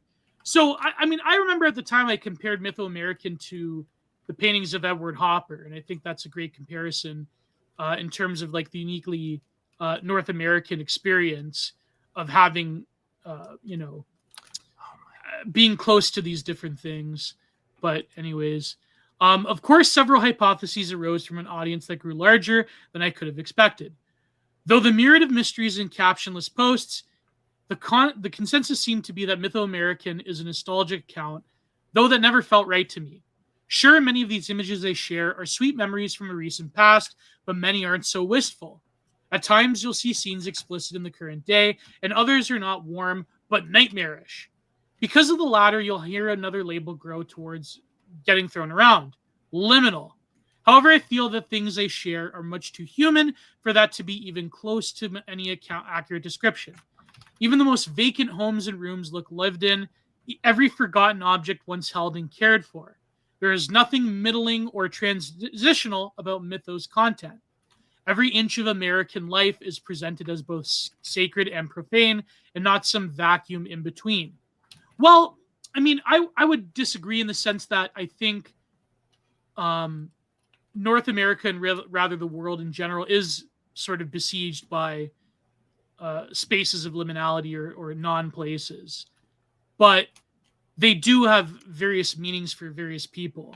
But I think that what Mythoamerican is trying to do is to show you things that are closer to home, even if they are sort of, tchotchkes and antiques in abandoned places. They once were cherished and loved. And they are You could argue they still are. Yes. Yeah. And I would like it just because of how locality is, I think that so often we kind of forget that, like these are lived spaces, these are lived areas. These aren't just these aren't just things for the eye to be tantalized, like an I Spy book, like the things that get captured. I think when people claim it's liminal, like it's isolated or it's foreboding, it's like, well, really, I know you're not from here, and I hate to sound like almost like a yokel in some regard, but it's just like, you would realize that those places get lived in. You're kind of capturing them in a moment where they're not being used, or perhaps under renovation or abandonment. Exactly. And I think like the changing landscape of it, I mean, I think what Zante's point is pretty apt about the tragedy of it. I was actually thinking about this as an aside. There's this great documentary that I highly recommend, especially if you're Canadian. It came out recently. It's a small YouTube channel, but I believe this video got a number of a lot of views, 100,000 views. The channel is called Part of Forever, and it's called Canada's Decline, What Happened to My Hometown. So if you look up Canada's Decline, What Happened to My Hometown, I believe this man lives in, I think, British Columbia. And he was talking about, he was interviewing people. He even interviewed the two last remaining survivors of World War II in Canada. And he was interviewing ordinary people. He was walking around his hometown. He had left for a number of years, and he came back to what seemed like a totally different country. And I think that we've all experienced the reality of a loss of intimate space and childhood homes, and something so personal that is affected by the greater world. I've experienced this myself. I know this is kind of doxy, but who cares? I'm a public face. My grandmother's home, my grandparents' house. My grandmother lived with my aunt, and my aunt lives with us now. She has a number of health problems. And my grandmother also has a number of health problems. But, so they had to sell their house that I basically like half grew up in.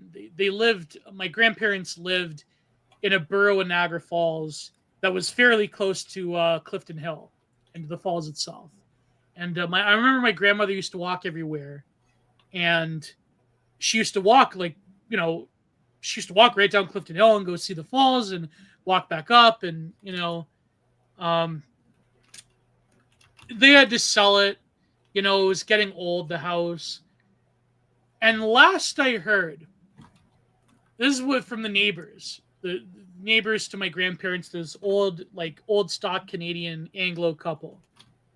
And it was bought by, I believe, two Vietnamese businessmen that tore down walls.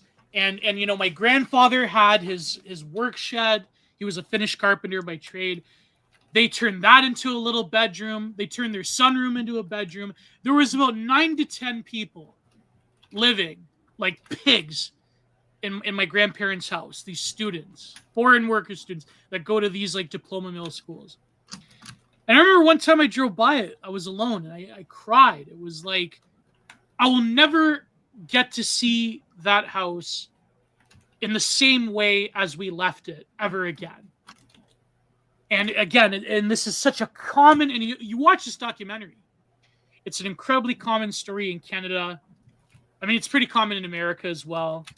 But in Canada in particular, it's insane. It's abominable. And it's a part of it's corruption by local officials and by people that run the student visa scam, and people that, bylaw officers that turn the other way, that turn, they turn their eye.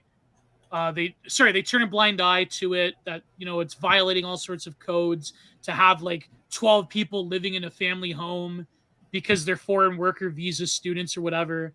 And it's a wound that a lot of people feel, that they can't afford their childhood homes, that they'll never recognize them ever again. And there's a total displacement of people that lived here and grew up here, and whether it be in Canada or America or in Europe, a lot of places in Europe. And it's just, we all have stories like this. And I think that's what draws us to accounts like Mythoamerican, is that it's a sort of recollection of a past that was more wholesome and more together, and our families were more complete because older people hadn't died yet, and people hadn't moved on yet, and it's like when I think about it, when I think of that situation, it's disgusting, and but what are you going to do? There's nothing you really can do. I mean, well, I'm not. I'm going to leave off. I'm going to leave that on an operatic point because I feel if I speak more, But no, You I are mean, right, though. yeah. Oh, about what? Yeah. That it happens here in the U.S. And I mean, Definitely, yeah. Everyone kind of comes back to the town. It comes back to the wonderful world of, oh, this isn't my life anymore, or this isn't home anymore. Like it's this uniquely American thing I see in media where it's like the guy comes back to where he grew up from, and it's over. Like, oh wow, it's not the same. It's not anything, and that's life, and it's so unfortunate. Yeah. And like it's very strange because like I still am blessed to have my family own most of whatever they had when I was growing up. Yeah. And maybe there's the off chance that I may have some of those things. But then I also think about the fact that there are houses or parts of land or places where my parents or grandparents got married or went to church in that have become shells of their former selves. Like my parents got married in a Methodist church. That church is still around, but it is one of those churches that stayed with, I think, like the mainline Methodists that accepted like gay marriage, female ordination, the rest, things like that. Yeah.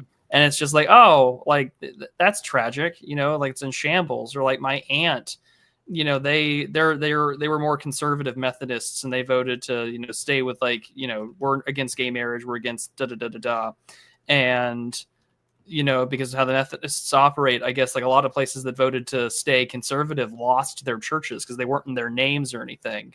But because this property and this deed was in like some family that founded the town like 100 and some odd years ago, they managed to hold on to their church property. Yeah. And now it's like, well, that's wild, and even now, like I drive through places because I live in a pretty semi-rural area. I can still drive through and see, I could take photos like the Mythoamerica one of nurseries or of like 200 or 150-year-old Baptist churches or whatever that are still being used, that have hymnal books that are just as old. And then you look, and then you drive like right down the road, or you connect to the highway and you drive maybe 20, 30 minutes and you're brought instantly into modernity. Yeah. And you feel like you could be easily having your own version of like the dispossessed Americans ordeal of civility. Like all of a sudden you don't know what to make of it, because now you realize, oh, none of this clicks. None of this makes sense. Yeah. Because it's not the world you grew up in. And I mean, that's the whole premise of these kind of photos, right? Like that's the very famous one of the little girl in the field. In the backdrop, you can see the Twin Towers. The world you grew up in no longer exists. Oh, some hideous flag in the bio account was beefing with that one. Did you see that one? No, I didn't. Viral tweet, yeah. Oh, I can't believe because you can't play Donkey Kong Country when you were a kid that you became a fascist and you used that photo. It's like, no, that's not why people are nostalgic for that photo. Just because we can't like drink Sob and play Donkey Kong Country anymore. No, we're nostalgic because the world we grew up in was fundamentally destroyed. That's why people are nostalgic. That's why people become quote unquote far right or whatever. Because everything around them was essentially ripped from them. And sorry, Prince, sorry, I'm just getting. I saw that tweet. It went viral. It was terrible. You're right. Terrible. Though. You're right though. But anyways, go ahead. Yeah. No, I'm just saying I agree with you, and I think that your take is very good. One of the most tragic stories I've ever heard was our friend Andrew Isker on Tucker, where he had to leave Wisconsin because of that. Minnesota. He had to leave Minnesota. His family had been in this town since the founding of America, practically. He has ancestors going back at least 150 to 200 years that were buried in the same family cemetery. And he said, I had to leave all of that behind. Why? Because of modern realities. And it's terrible. And I saw that. I'm like, man, that's really, it's incredible, you know? I know I often get rage baited by libtards. I'm very sorry, Pac-Man Respecter. But I saw that tweet. It's like, it's not the point. Like, listen, I have this article in the works about nostalgia itself. And I'm the first to realize the limits of it, that it can really pollute one's vision. And there's a sort of like vulgar trad thing going on. And a lot of people, I think, can turn the past not as a sort of whimsical place to visit once in a while. They can turn it into their own prison, right? If you get the if you get the if you get the music reference, My Own Prison. But anyways, but I'm the first to admit this. But to say that people are nostalgic or people voted for Trump or they became evil right-wing fascists because they why? Because they couldn't consume the same media. You couldn't chug a surge while you play GoldenEye. No, it's not why. It's not why. There's a deeper issue as to why people look at that photo of the little girl playing in front of the Twin Towers and it's saying the past you grew up in no longer exists. It wasn't because I can play Call of Duty with my friends and oh my god, I can't say the gamer word online anymore. No, it's not that. Okay? If I had to trade, that's going a bit too far. But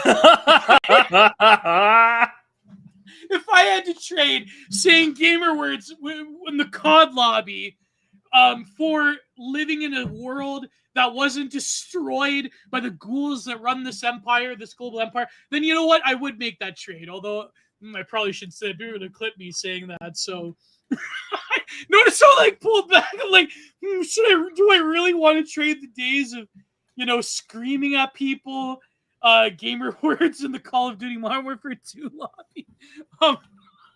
But you got my point. Yeah, I do. So these are actual liminal. Well, one of them's kind of a liminal photo. I remember when he posted this one, the pill bottle. Oh yeah, this one. Yeah, that was tragic. Don't they have a particular the Southern style? What do they call this type of house? It's all over Texas. Even they got the Texas Chainsaw Massacre style. Oh, it's got the plantation house. Yeah, that's. I'm sure it's got a more specific name than that, but it's the plantation kind of name or. There was that great American there in the 1800s, or was it the 1700s? There was that great American architect that came up with that New England style of housing. I believe it was. I forgot his name, but that's a great photo. I could paint that photo right there. That's a great photo. Well, what's stopping you? Well, I'd have to have a bit more symbolism. Maybe I would put some figures in the front. And anyways, I'm knee deep in the Zarathustra series. But anyways, the answer came to me in what can only be described as revelation. I'm currently actually doing in the series. I'm currently on the Lion, the Camel, and the Child book in Zarathustra. So, anyways, it's more of a complex composition, but countless hours were spent scavenging the web for photos that carried the particular spirit I had been entrapped by. In every post, I was attempting to invoke it, until soon an entire page with thousands of carefully curated photographs became a shrine to this unseen entity. It was the ware in the siding of our homes, the plastic bottles that litter our dwellings, the musty carpet with the accumulated remains of decades of life. Everywhere was the trail of some ghost that drifted through every place we've ever been. For so long, I was unaware of what Mythoamerican was until I was finally able to wake up. Just as we stumbled blindly through another autumn and Christmas at the final days of the year, we also do so throughout the course of our lives, failing to ever contemplate the reality that everything eventually meets its end.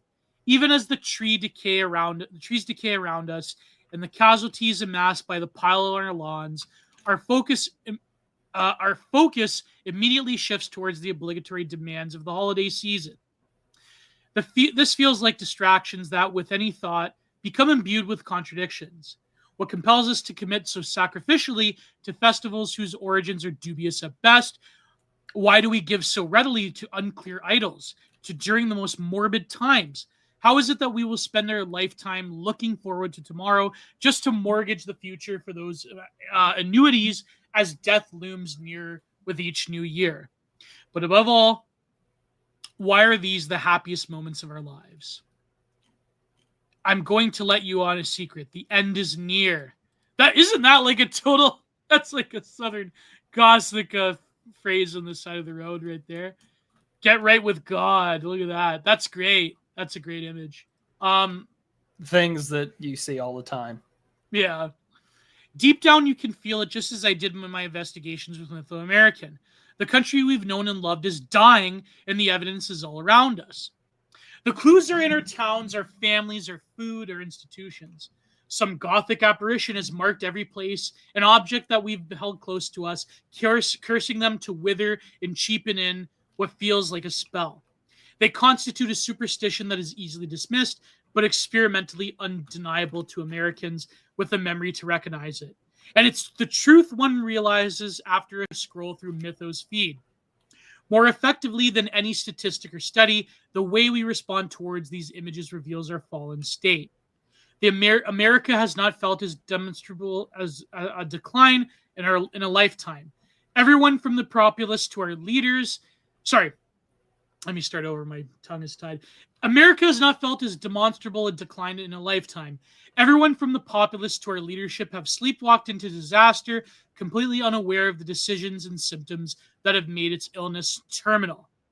It's as if we are divinely compelled to bring about this end by an invisible spirit that possesses us against our will.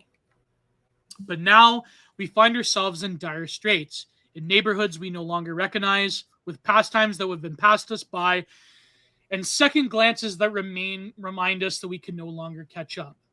Of course, we delude ourselves by never consciously addressing this truth. The economy is always expected to grow. Technological progress was said to be a continual inevitability. Even when our Bibles tell us the rapture is coming, we focus on the promise of a heavenly future while glancing over the decay required to get there. And so we rest assured that things will work out, and the horror looms in the back of our minds that they likely will not. It's clear in hindsight that Mythoamerica was a product of this decadent times, and that its purpose was to wake up viewers to the reality that it was all but over soon, a revelation in its fullest religious sense. From photos of forgotten memories we can never relive, to evidence of our civilizational rot, from all the dilapidated houses, poisonous fast foods, and empty shops, many feel a distinct sense of loss emanating from Mythos posts. Notice how Zante's talking almost like it's another person. It's not him. Very interesting. They grieve as if they've just attended the funeral or wake for a magic that no longer exists. Perhaps this is why they call it nostalgic, though it was always much darker than that. A recognition of the last breaths of a fading dream, one that lives only in glimpses, I mean that literally. And I think there is a dark nostalgic sense. And there's two acts within nostalgia, especially when it comes to curated images on the internet. The first act, the sort of like present act, is one of remembrance, a fond remembrance. The second act to me is a lament. It is looking over in a very morose and sullen way what one has lost within that remembrance. And so in that sense, I think collective nostalgia is that twofold act. And I think what Zante is talking about is sort of those things also remind us of what has been lost more than anything. Not just by virtue of a sort of picture of what once was, that was good, but also current things that remind us of decay that are bad. And so he's not just like doing the same stupid like nostalgia bait on like YouTube Shorts or TikTok where it's like, remember this thing, remember that thing. No, he's doing something more. He's also showing the decay of the present, which I think is sorely missed from a lot of these like nostalgia bait accounts on the online. So yeah.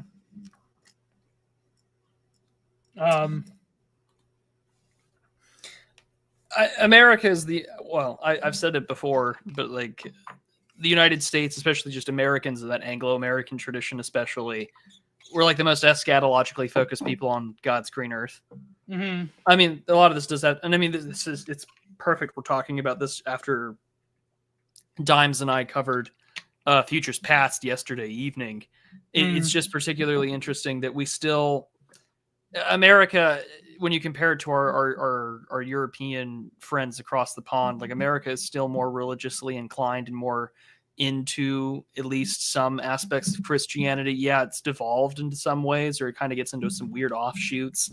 And I think that kind of echoes Zante's point. Like there is this very strange, like perhaps it is in the land, this like weird Gnostic underpinning for we want to know secret things, but at the same time we have something to cling on to in tradition. And when I read this, like there is that aspect of it too. Like, you know, people do call it nostalgic, but like there is what some people hope, like that we can bid farewell to that time. That way we know what comes next is like the heavenly Jerusalem that will rebuild itself on this earth. And we all hope for that in a lot of regards, that like, you know, like this might be the end, or like tomorrow, like he will come like a thief in the night and I won't have to worry. But at the end of the day, we don't know when that time will come. No man knoweth the hour, only the Father.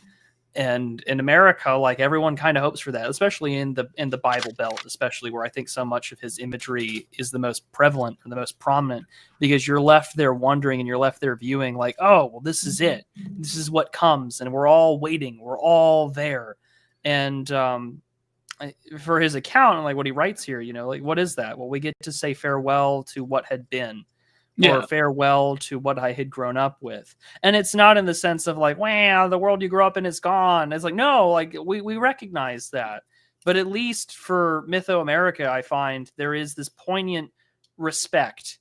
Like we call, you know, a lot of people like to say that like funerals should be a celebration of life. We should be remembered for our best moments with one another and not our worst, or seeing us dead in the grave. Although I disagree with that to some extent.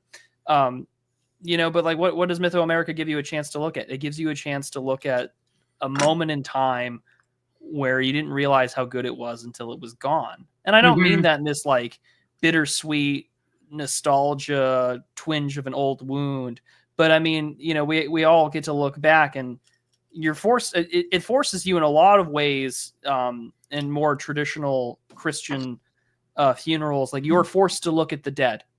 Yeah. And you are forced to be with the corpse. You are forced to be with the reposed. And are you going to mourn over it properly?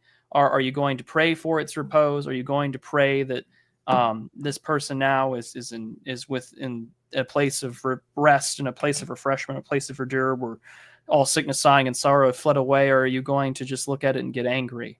But we all have to aware that, yeah, our times, we can bid farewell to them. The ages change. And the same way as I've written about in an essay a couple of years ago, you know that there are people who do, you know, everywhere at the end of time edits, but they do it for like Minecraft tracks, or they do it for video game soundtracks. Oh my God. But I mean, it's kind of wild to think about. But I mean, if you're someone who's like a Zoomer and you've grown up on a video game for so long, like, do you not think that might be stuck in your head at the last points of your life? Maybe. Oh, yeah. You know, things to I was like too mad before he passed. He was playing that game. Yeah, that's a terrible example. Anyways. No, but yeah, 100%. Like there's video game nostalgia is something a lot of people have talked about. Yeah. But you want to carry on? Yeah, let's move on. Did you see that funeral from Africa with the car that was like spinning around? I did not. Oh my God. Anyways, yeah, let's. It's like a little car. It was like, anyways, it was sort of like, it reminded me of The Simpsons, where like Homer designed that car for his brother Herb, and it was like spinning like the kind of like the carousel. It was like that. It was like, oh, it's kind of, remember those dancing Africans at the funeral? Yeah, that was a meme for a hot year.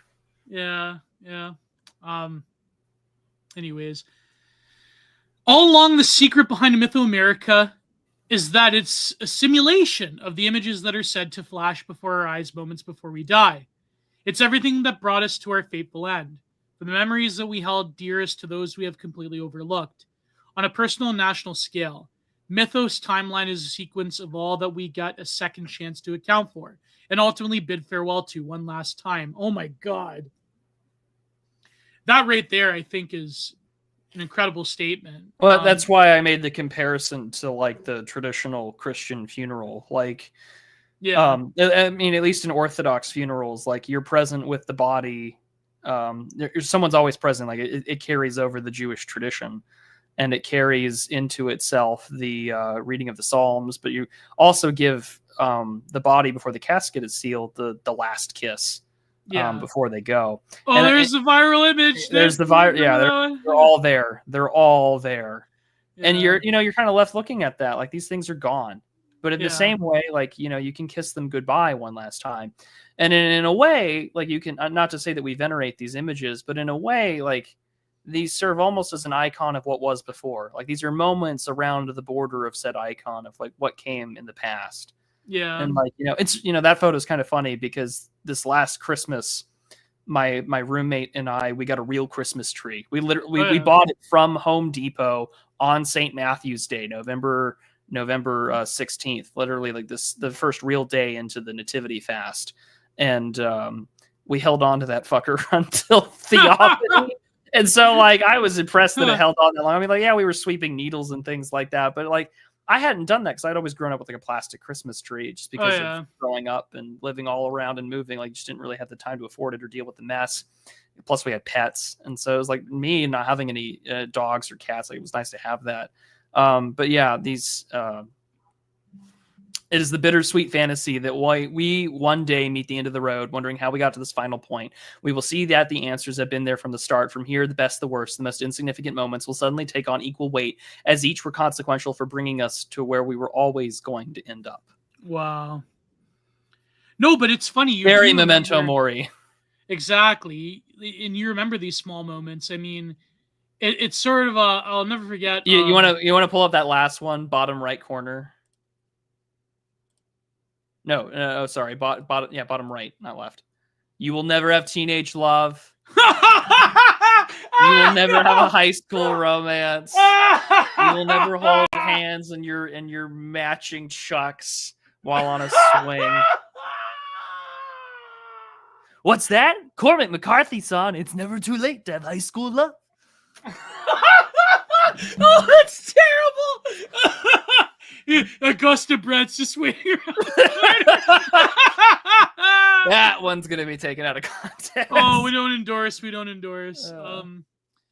Oh my God, that's terrible. Cormac's song. High school love is never too late.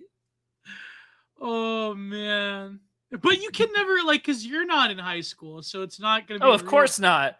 Like, Gio, we're in our 30s. It's kind of over. Yeah. Yeah. I never had high school love. Did you, Prude? Yeah, I did. You lucky bastard. I just think that was like that one 4chan greet text. You will never have this. You'll never have high school love. You'll never look into her eyes while she's, doing whatever. And then the guy that replies that you included in the cap, I had it. It was bullshit. In a lot of ways, I mean, some of it, yes. Like some of the things you idealize. I had one-itis in high school, but that was about are dumb. Like, but like also, I look back and I'm thinking to myself, well, those are the moments that shape you. Like I had high school love. I did stupid things. Like I baked brownies in the shape of hearts for Valentine's Day. I bought a CD that we slow danced to. But at the end of the day, like I don't know. I get married in a few months, and I get to kind of have a different chapter in my life. But in a lot of ways, I still kind of get to experience those feelings of like looking into somebody's eyes and whatnot. And I'm very happy for it. But I also know I'm not 16. It's different because I'm not 16 awkwardly navigating hormones and my desire to fuck something because like I'm older and I have a different moral compass. And like, I'm not trying to sneak off to fool around or whatever. Like I distinctly remember like my AP psychology teacher who was like our class like sponsor to help plan for the senior year or whatever. I don't remember remember what title you would give that sort of thing. And she had all the prom photos, and she was like, well, Matthew, like, what dress did your prom date wear? And I'm thinking to myself, oh my God, I can't remember, because that's not what I was paying attention to at that point in time. And she's like, you're being so bad. And I'm like, well, can you, like, I can't help it. I was 18 and being stupid because I could afford a hotel room afterwards. Like, it was bad, you know? But like, those are moments that you, I guess, hold on to, but I don't look back with any. Half our audience just left. I don't. You know, like, this show has always been. What was something that someone commented? This was like 2 years ago. It's like, yes, the Digital Archipelago, the show with the sex haver and the stone cold true self. And it's like there's still some of that coded in here now that Gio is passed over into the fake selldom that he's in. But like, you know, I don't look back. I don't look back on any of that with fondness, though. Like, because I like my life now. It's Gio over. I like my life now. I don't look back like I'm fucking Uncle Rico or whatever. People that peaked in high school, it's over. I don't think I did. I actually like myself more now than I did when I was 18. Oh yeah, 100%. God, I was if I could go back in time, I'd beat the shit out of my 18-year-old self, like, to a bloody pulp, telling him to get his life together. I can't do that, so I have to live with the consequences. And much like an Augustinian confession, all I can do is bring them back into my mind and write about them and think about the moments that inevitably shaped me. And here we are. Oh yeah, definitely. I mean, there was a lot of, you know, lonely nights. Sorry, chat. Sorry. Well, you still have me. I still, I never had that. There was a lot of lonely nights of the soul, but no, I mean, me too. I would smack my 18-year-old self. I mean, I think it's different though. I mean, it definitely. Well, everyone has a different high school experience. Well, I think, like, in the sense of, like, what you would change is also different. Oh, yeah. Yeah. It's kind of wild. I would tell him to, like, start lifting weights. I would tell him to start, not eating crap. I would tell him to stop drinking and to change his diet and maybe prolong the inevitable kidney failure a little longer. It was really funny, too. Like, when I lived where I lived right down the road. But that was inevitability. Well, yeah, but I mean, like, I definitely did things that accelerated it. I was a borderline alcoholic in my early 20s. Like, it got to a point where, like, they knew my order, they knew my limit, and I was playing billiard, like, I was playing pool every night with a guy who was old enough to be my father for, like, days on end. Whoa! And, I mean, he was a good friend. We played, like, a lot of miniature wargaming stuff together. You know, I played Flames of War and other games. But also at the same time, I was on a really bad track. And it was really funny because where my apartment was, I lived right down the road from an Orthodox church. And I never thought anything of it. I was like, what the hell are the Greeks doing here? You know, in the middle of this, like, really Hispanic majority city. And I was like, that's really strange. And now years later, here I am, by the grace of God and alive. But it's just really funny. I mean, like, the things I would love to go back in time and just be like, pull your head out of your ass. Oh yeah, get definitely. your shit together. But I mean, again, if you did that, you wouldn't be the person you are today. You'd be someone completely different. Yeah, true. So I guess all we can do now is carry on with the essay. Well, Pac-Man Respector, I was always more into Lita than Trish Stratus for some reason. But anyways, my one funny I see that monster can. I said my one funny high school thing. And sorry, we're doing the nostalgia posting, but I guess the essay kind of encourages it. A friend of mine who I won't name because I remember his name, his whole name, which is strange. But like we shared a green monster BFC, the big effing can. Oh, me and my friends used to get that. Yeah. Right before cross country practice. We almost gave ourselves a fucking heart attack. That's a fond, dumb, young person teenage memory. Yeah, I remember 15 running your heart out. My best friend would sleep over. We'd get that, and we'd play Call of Duty, or he would play like he had his like PC. He had his Steam Deck. He'd play like GTA 5 or GTA 4 or whatever. Yeah. 4. And we had this game called Bridge Defender where we would like pick a random bridge and we like wouldn't let people cross.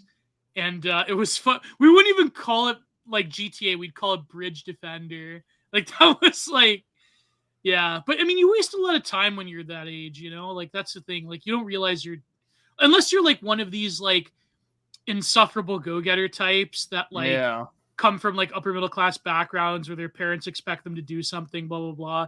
Like, you know, those type of people. Like you do like end up like, it's weird, like you kind of are in that transitional period when you're a teenager where it's like you're old enough to want adult things, but you're not old enough to have any responsibility with them. Correct. And so it's like, you know, you don't have like the wisdom of age in that sense. And so you know, it's like it is a very weird feeling.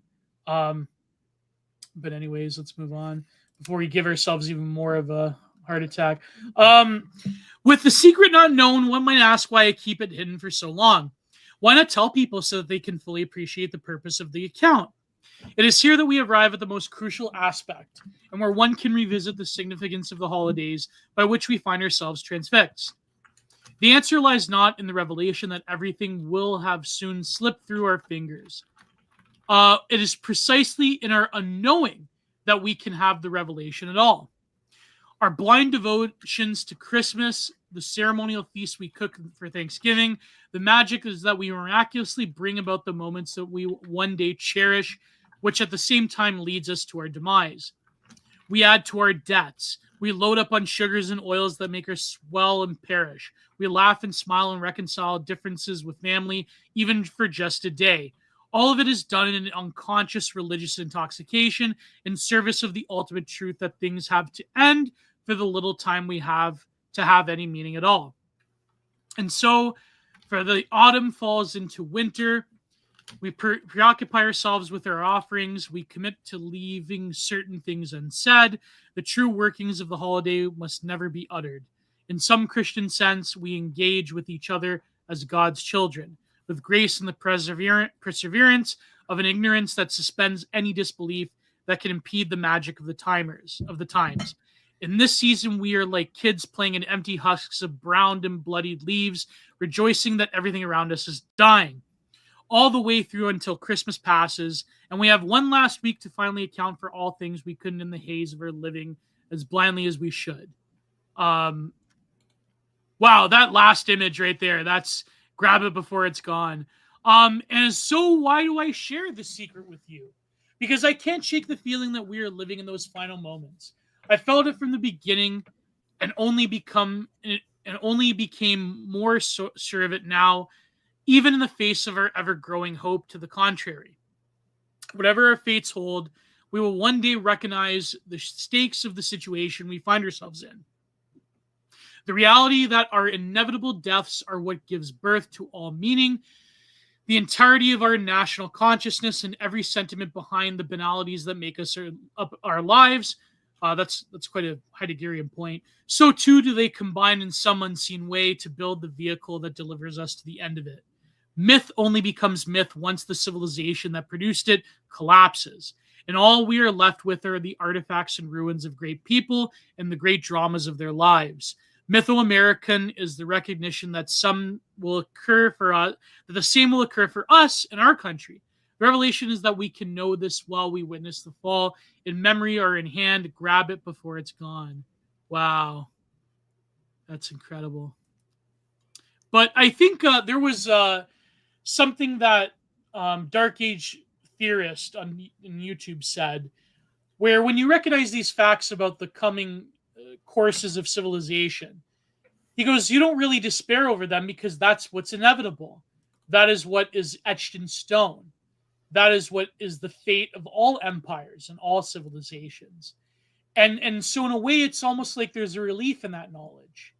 I mean, it's little comfort when you're living through the end, of course, but in a way, it's comforting nevertheless to know that everything we know will eventually come to an end, and all of these things too shall pass. And in fact, it's dictated by some divine force or by some force of nature that civilizations inevitably fall. And the delusion of people to think to the contrary, it really belies a sort of neurosis that's produced by that recognition of a greater history, but to be sufficiently detached from it to where we can only explore the decline and fall of various civilizations around the globe as sort of like a historical artifact.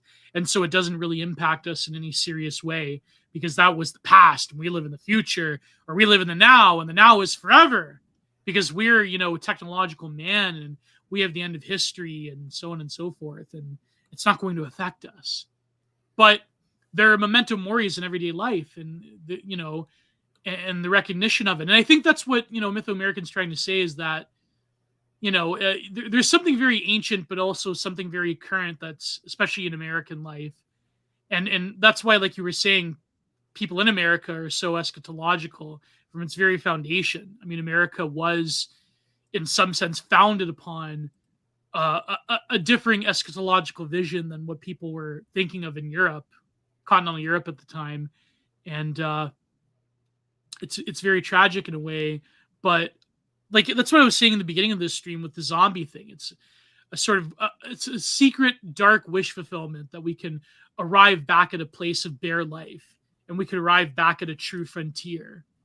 And there's something very unique about it. It's something that George Romero, I think, instinctively felt. I mean, you could like talk about all his criticisms of like consumer capitalism and all that, but I think like the fact that he staged a lot of it around like, around rural Pennsylvania and Pittsburgh and places that are uniquely American in that sense. And Pennsylvania is such an important state in the whole like tapestry of American history that I think like that's why the zombie thing was born, or at least in cinema was born from George Romero, like going to these different places, and I think like what Zante's trying to tap into is that same very ancient recognition of the end itself, and that it's not something to despair over really, but it's a recognition of one's mortality. It's a recognition of one's being towards death, and really civilization itself has a being towards death. And people that want to lie to you, that say that that's not true, or that we've somehow transcended it, like it's just it's disgusting in a way. It's not just disgusting that it's a denial of reality, it's a denial of truth, and it's a denial of the beauty in a weird way. It's like what Schopenhauer said, his work on art criticism, that even something in decay, even like a ruins of a building, can be beautiful. It has an aesthetic value, right? And even though people, older, the first iteration of art critics like Winckelmann would say that, beauty in the ancient world is order and measure and so on and so forth. But beyond that, beauty is also something that can be quite chaotic, or something that can be quite hideous at certain points, right? There can be a beautiful logic to things decaying. And I think that if not just to remind us of ourselves, that we too are in a state of decay, and we too are waiting to the world beyond. And to quote Nevermore, we are flesh, and flesh is the weakness. We are but blood, sinew, and bone. We are all spinning in this useless void in time into the great unknown, which is very nihilistic. It's very like metal nihilism, but like a great lyric nevertheless. Yeah, that's from the Nevermore song "Fault of the Flesh" off of I believe the album "Dreaming Neon Black." Yes, I'm correct in that. Yeah. You're left. I mean, this is where you kind of get the PCM argument that like, oh, there's a lot of people that just wait for the return and they don't want to act on things, right? And I mean, like, no, I mean, traditionally speaking, like, not even traditionally, like, I mean, like, the point is that the master wants to see you working, and like, yeah, we can. I feel like sometimes when we gaze so much on these photos or even these memories, like, all we're doing is being idle. Yeah, and like it's fun to wax poetically on what has been, or what came before. Or I mean, like, yeah, there's some like memories I have from my early 20s and my college and high school years that are nice to look back on. But like then I think about like, oh man, like Zante writes, or like this essay is in there, like you see the path that you always knew you were going to end up on once you look back at them. Like there was already as clear as day. And Marty Phillips writes about that in his introduction foreword for Millennium, like it's presently there, and like we can trace it through, and there is a beautiful artistic tragedy that comes with like the millennial generation. What's really tragic though about it is that like all the forces that came to be, like you see like the young boy with the 2 arching paths and the different castles, that meme that everyone kind of recognizes, like, because it is kind of gotten to a point now where like you're either like an older millennial that is kind of keeping some of this like nerd culture, and not even that, like the whole Quirk Chungus archetype, the you're a new male type deal, like whatever term you want to use, right? Like they're all there. And what gets articulated in that is that I refuse to accept the fact my childhood is dead when I have the means to experience it forever as an adult. Like there's that weird like childhood thing. Cause like when you're a kid, you look at like the adults doing something and you're like, well, when I'm an adult, I'm going to have a job, I'm going to make money, and I'm going to do the things that I want to do now, says like the whining and petulant 8-year-old boy. Yeah. But like now, you know, you're 20 years later, like you're 28 or whatever, and you're like, man, this really fucking sucks. And like you don't want to do those things in the same way that like people will be like, well, gaming sucks now. And it's just like, well, yes. But it's like that song by Pursuit of Happiness, I'm an adult now. Yeah, I'm an adult now. And also I got the problems of an that's great Canadian core right there. There you go. But on top of all that too, what you get is the other side where like you realize you've been robbed, you've been jaded, and you've endured enough that you have a chip on your shoulder that is of this like cold cynicism that tells you kind of explicitly or exclusively like actually the world fucked you over, and the world the you people grew up that in run no this longer world exists. hate you. Yeah. And actually, yeah, like and to borrow off of the same Christianity that Zante is writing about, like if the world, you know, if you were meant for the world would have loved you, but the world hates you because it hates me, and it hates you because of who you are and what you're built off of and what you believe in and what gets identified with you. And so by that extent, like, yeah, like, oh, damn, like the prince of this world is real. Oh, damn, demons are real. Da, da, da, da, da. All the things that we see that get repeated oft times by boomers or slopulism or whatever you want to call it, they're all there presently acknowledging that, like, yes, the prince of this world is present. And you can look back and see what he has robbed you of it. And the question is, onward, good Christian soldier, will you fight it or will you die like a dog? Well, didn't Christ say that before there was you or me, there was my Father, or something like to that effect? Well, you know, before he was, I am. Yes. You know. Yeah. But that's what I mean. I think that there tends to, I think there's a growing recognition, maybe not just in Western countries, but perhaps even in places like China, Russia, especially. You know, maybe, well, I don't know about India, but like there's sort of like growing armies of the night of very disaffected younger people that realize that their future was sold out from under them. And to think of like sort of those, you know, motley crew of rebels in the night that are sort of soldiers of nostalgia in a weird way. Certainly, you know, whatever you want to call the current regime is certainly deathly afraid of it. I mean, even the fact that it can be used as a tool of demoralization to sort of like thumb your eye and say, you know, yes, we stole your future from you. There's nothing you could do about it. But at the same time, not just in a political sense I'm talking about, but also a spiritual sense. There are these armies of the night, if you will, that are wishing for anything or anything and everything that is more than just what's given to them. And there's always going to be that indomitable will in people, especially, you know, younger people in these very trying times where they will recognize that the future doesn't belong to them, or rather it's presented as if it's not belonging to them, and they'll fight for it. And however that fight may be, maybe it'll be new spiritual movements, or maybe it'll be very terrible things. Yeah, the future for young adult Chinese is very bleak. Well, there you go. You know, same in Eastern Europe, same in parts of Africa, same in, you know, everywhere. It's that there is that recognition of a lot of people feeling that they are literally outside of time in a way, that their relation to the time that they live in is not one of stability or one of a connection or affectation, but rather alienation and abjection. And so, Yeah, we stole the future and with it meaningful life for everyone. Are you mad, Chud? Yeah. No, it's true. It's true. People like Keir Starmer, they believe this. People like Mark Carney, they believe this. People that, Aren't you I mean, happy? yeah. Aren't you so much better off that we rule over you? Yeah, exactly. Like everyone is enduring to a large extent. Like this is your own passion. Yeah. This is your own striping. This is your own deal. Unfortunately, it's because of our leadership, it is a great punishment in a lot of ways that has been levied onto us.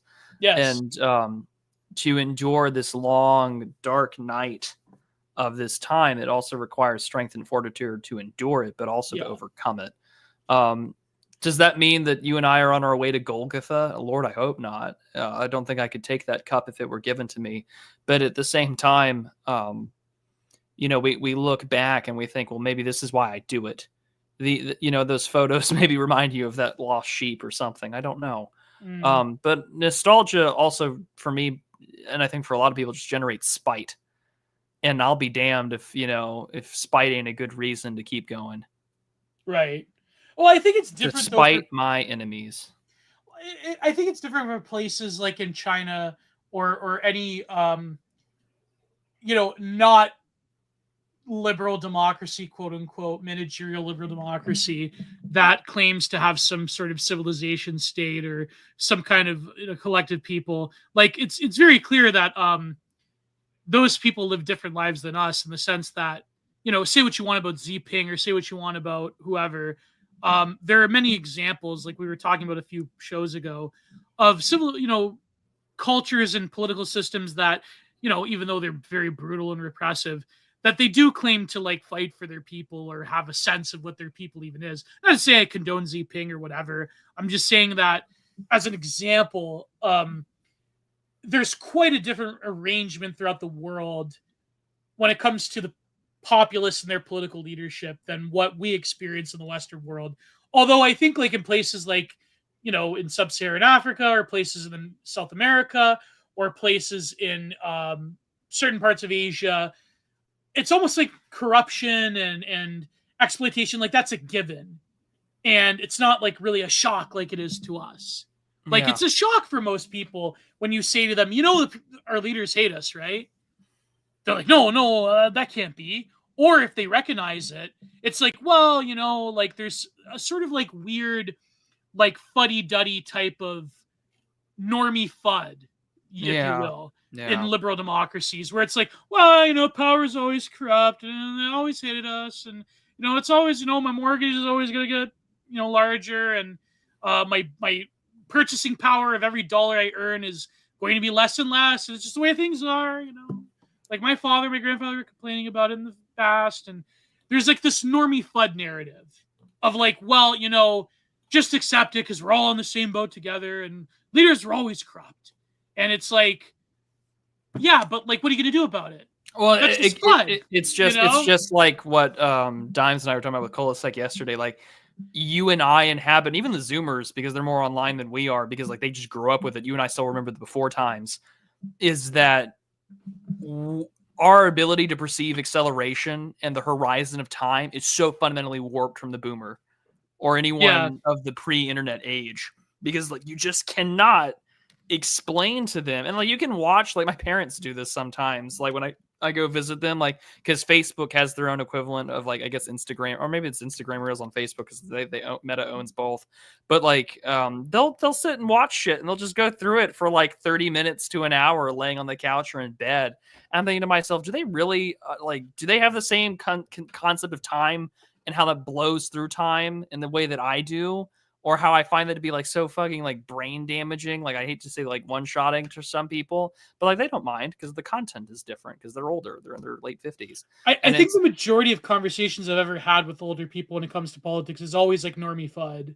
Let's be like my friends, my father's friends on the porch, Like during last year's election, because like Texas has these like constitutional amendments and referendums and things. My mother called me and she was asking about some of them, and like, oh, how did you vote on this? And I gave her my like kind of blunt like right wing position on some of these things. Just think, well, some of this sounds kind of extreme, And I was just like, oh, like we look at things so differently. Because I view things in a much more existential lens, because I can kind of see it on the horizon of my lifetime. They might live to see it, they might not. Right. In the same way that my grandparents, who were my grandmother's 85, and she's still got her wits about her. She's still very active and healthy. And she's like, she says, she looks at it in the same way that I think anyone at the end of their life looks back on things. They're like, she's like, wow, there's so much wickedness we've ushered in. She says, like a lot of my time I spent praying for my kids and grandkids. And I'm like, I don't know how to reconcile that, because that's a knife to my stomach. And I don't know what to say about that. Right. In the same way, I just saw a tweet today that really killed me, and I guess we can go to super chats afterwards unless you had something to add, but like it was from our mutual friend Paul at Woman Definer. He had said, my mom started giving jewelry to my daughter last night to make sure she gets some of it. I don't think my daughter grasped why that happened.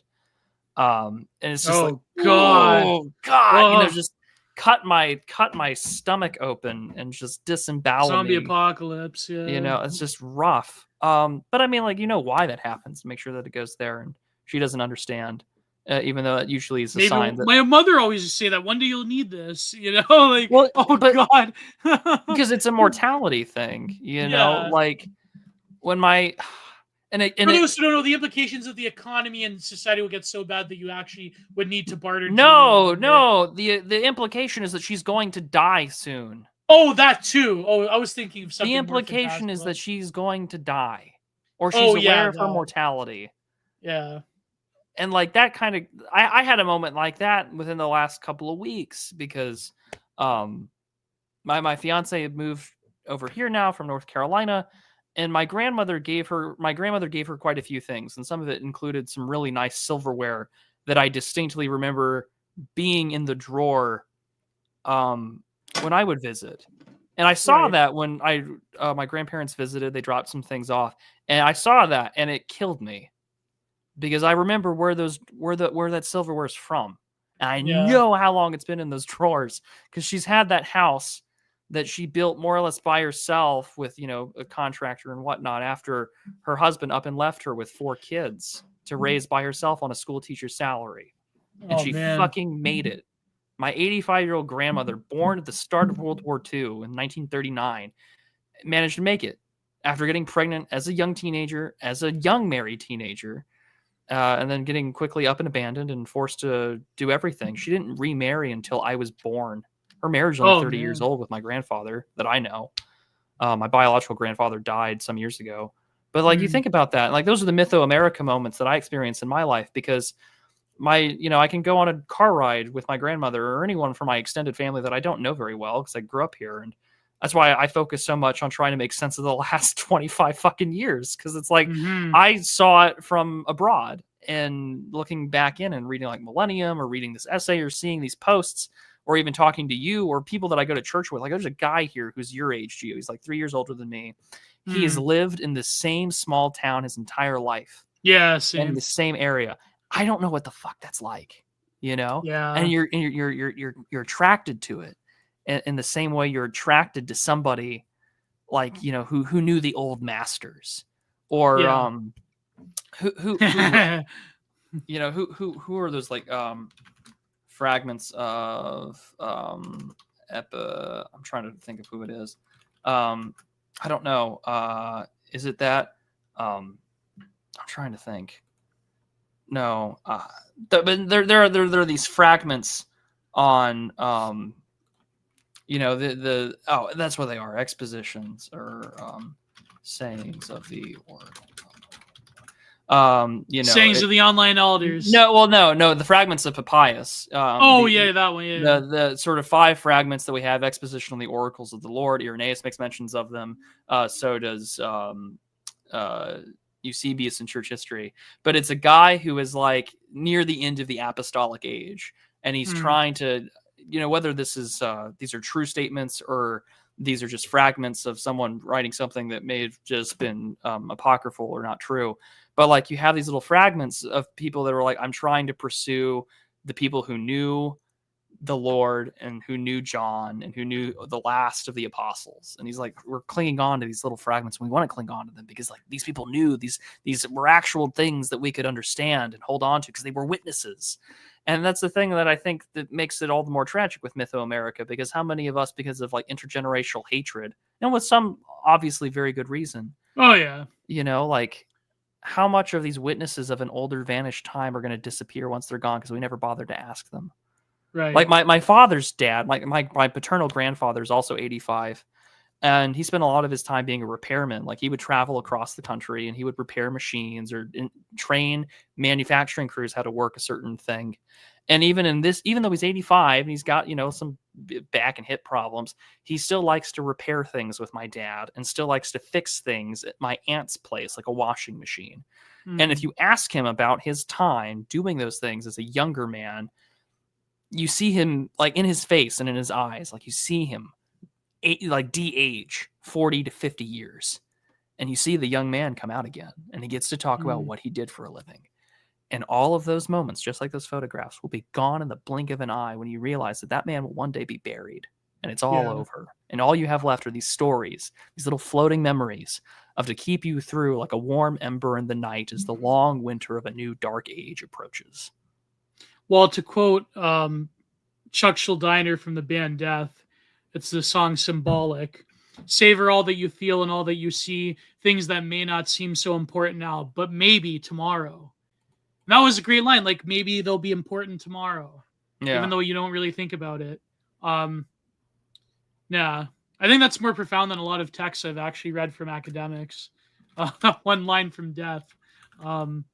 No, but it's tragedy, like like I mentioned, my grandmother's house. It's I mean, it's a very easy thing, I think, especially for people of certain political persuasions, to say that, well, like you have this politics because like you feel that you're grieved and you complain about the future was robbed from you and your past was robbed from you, and it's always like this reconciliation of trying to recuperate the past through certain political ideological concepts. But I think like that's a very like jaded and sardonic way, and of course like these like Arnie Sauls love to say that line, but there's a deep truth to that, is that a lot of people do feel like their past and their future was basically robbed from them. And whether that comes out as sort of an ideological expression or a cultural or spiritual expression, I wouldn't want to, my first immediate impulse wouldn't be to cast aspersions and scoff at it, because millions of people feel this way. And if that is your first impulse, I mean, there's something obviously disconnected there. There was some, you remember, like, I think it happened recently, but there was also like some stupid, like, libtard youth pastor where he's like, your ancestors anything. Your ancestors it's like I think it was some, I mean, I think he was like some big like LGBTQ inclusive pastor or whatever. I lift weights, but I'm a lib and I'm a youth pastor. Yeah, and I remember distinctly quote tweeting one saying like this is a death cult.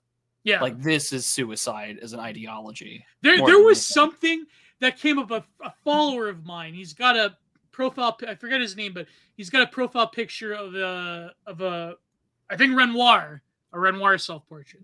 Mm-hmm. He was arguing with that abysmal Kohler Slazik, where he said, Slazik says, you don't have any obligation to your ancestors or what they wanted whatsoever. But then he replied to Slazik, he goes, yeah, but you also don't have any obligation to letting the entirety of the world into your country, right? And then Slazik replies, yeah, you do actually, because like you can't deny people freedom of movement, man. Like, so like, and I think it was I forget who said on Twitter, he's like, this is like the perfect illustration of like what we're up against, this attitude, right? Yeah. And in certain people, their ancestors may have done terrible things, but to just like hand wave it away and say like, oh, that doesn't, what they wanted and what they felt and what they created, that's that's a bunch of crap. So we live in the now, and it's like, I forget who said it. I forget what anime racist may have said this on Twitter, that even if your ancestors were slaves or were servants or were mud people, you still like have to have some spiritual impulse that says, I belong to these people, even if they weren't shit. You know, even if your ancestors weren't shit, you still have to have something inside of you that says, I come from this. And it doesn't matter if I'm in a different nation or, you know, if my life is thoroughly detached from their reality or I made something better than my ancestors. That is still the soil from which you were born and from which you spring forth. And to cast aspersions and say, my ancestors weren't anything. They weren't crap, you know? It's like, then you deserve nothing. Like, you deserve nothing. That's straightforward. You deserve nothing. Yeah. That's really all. I mean, my take on that whole what you had just said, Gio, is in a video I did called "Class Castes and Rootless Cosmopolitans." I might share that one again on that issue. Supers. All right, let's go. I don't know if I could scroll right up to the top, but there's I might have to go to the YouTube thing because I don't know why StreamYard doesn't allow me to see it. Okay, here it is. Let's do the YouTube and then we'll do Entropy. 20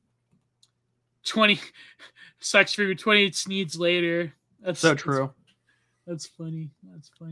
All right, the first one I believe was from here we go by Salmonfish, King Salmonfish. He's back to the horror of a lot of people in the chat. I owe you a sig money because I vaguely said I would for no reason.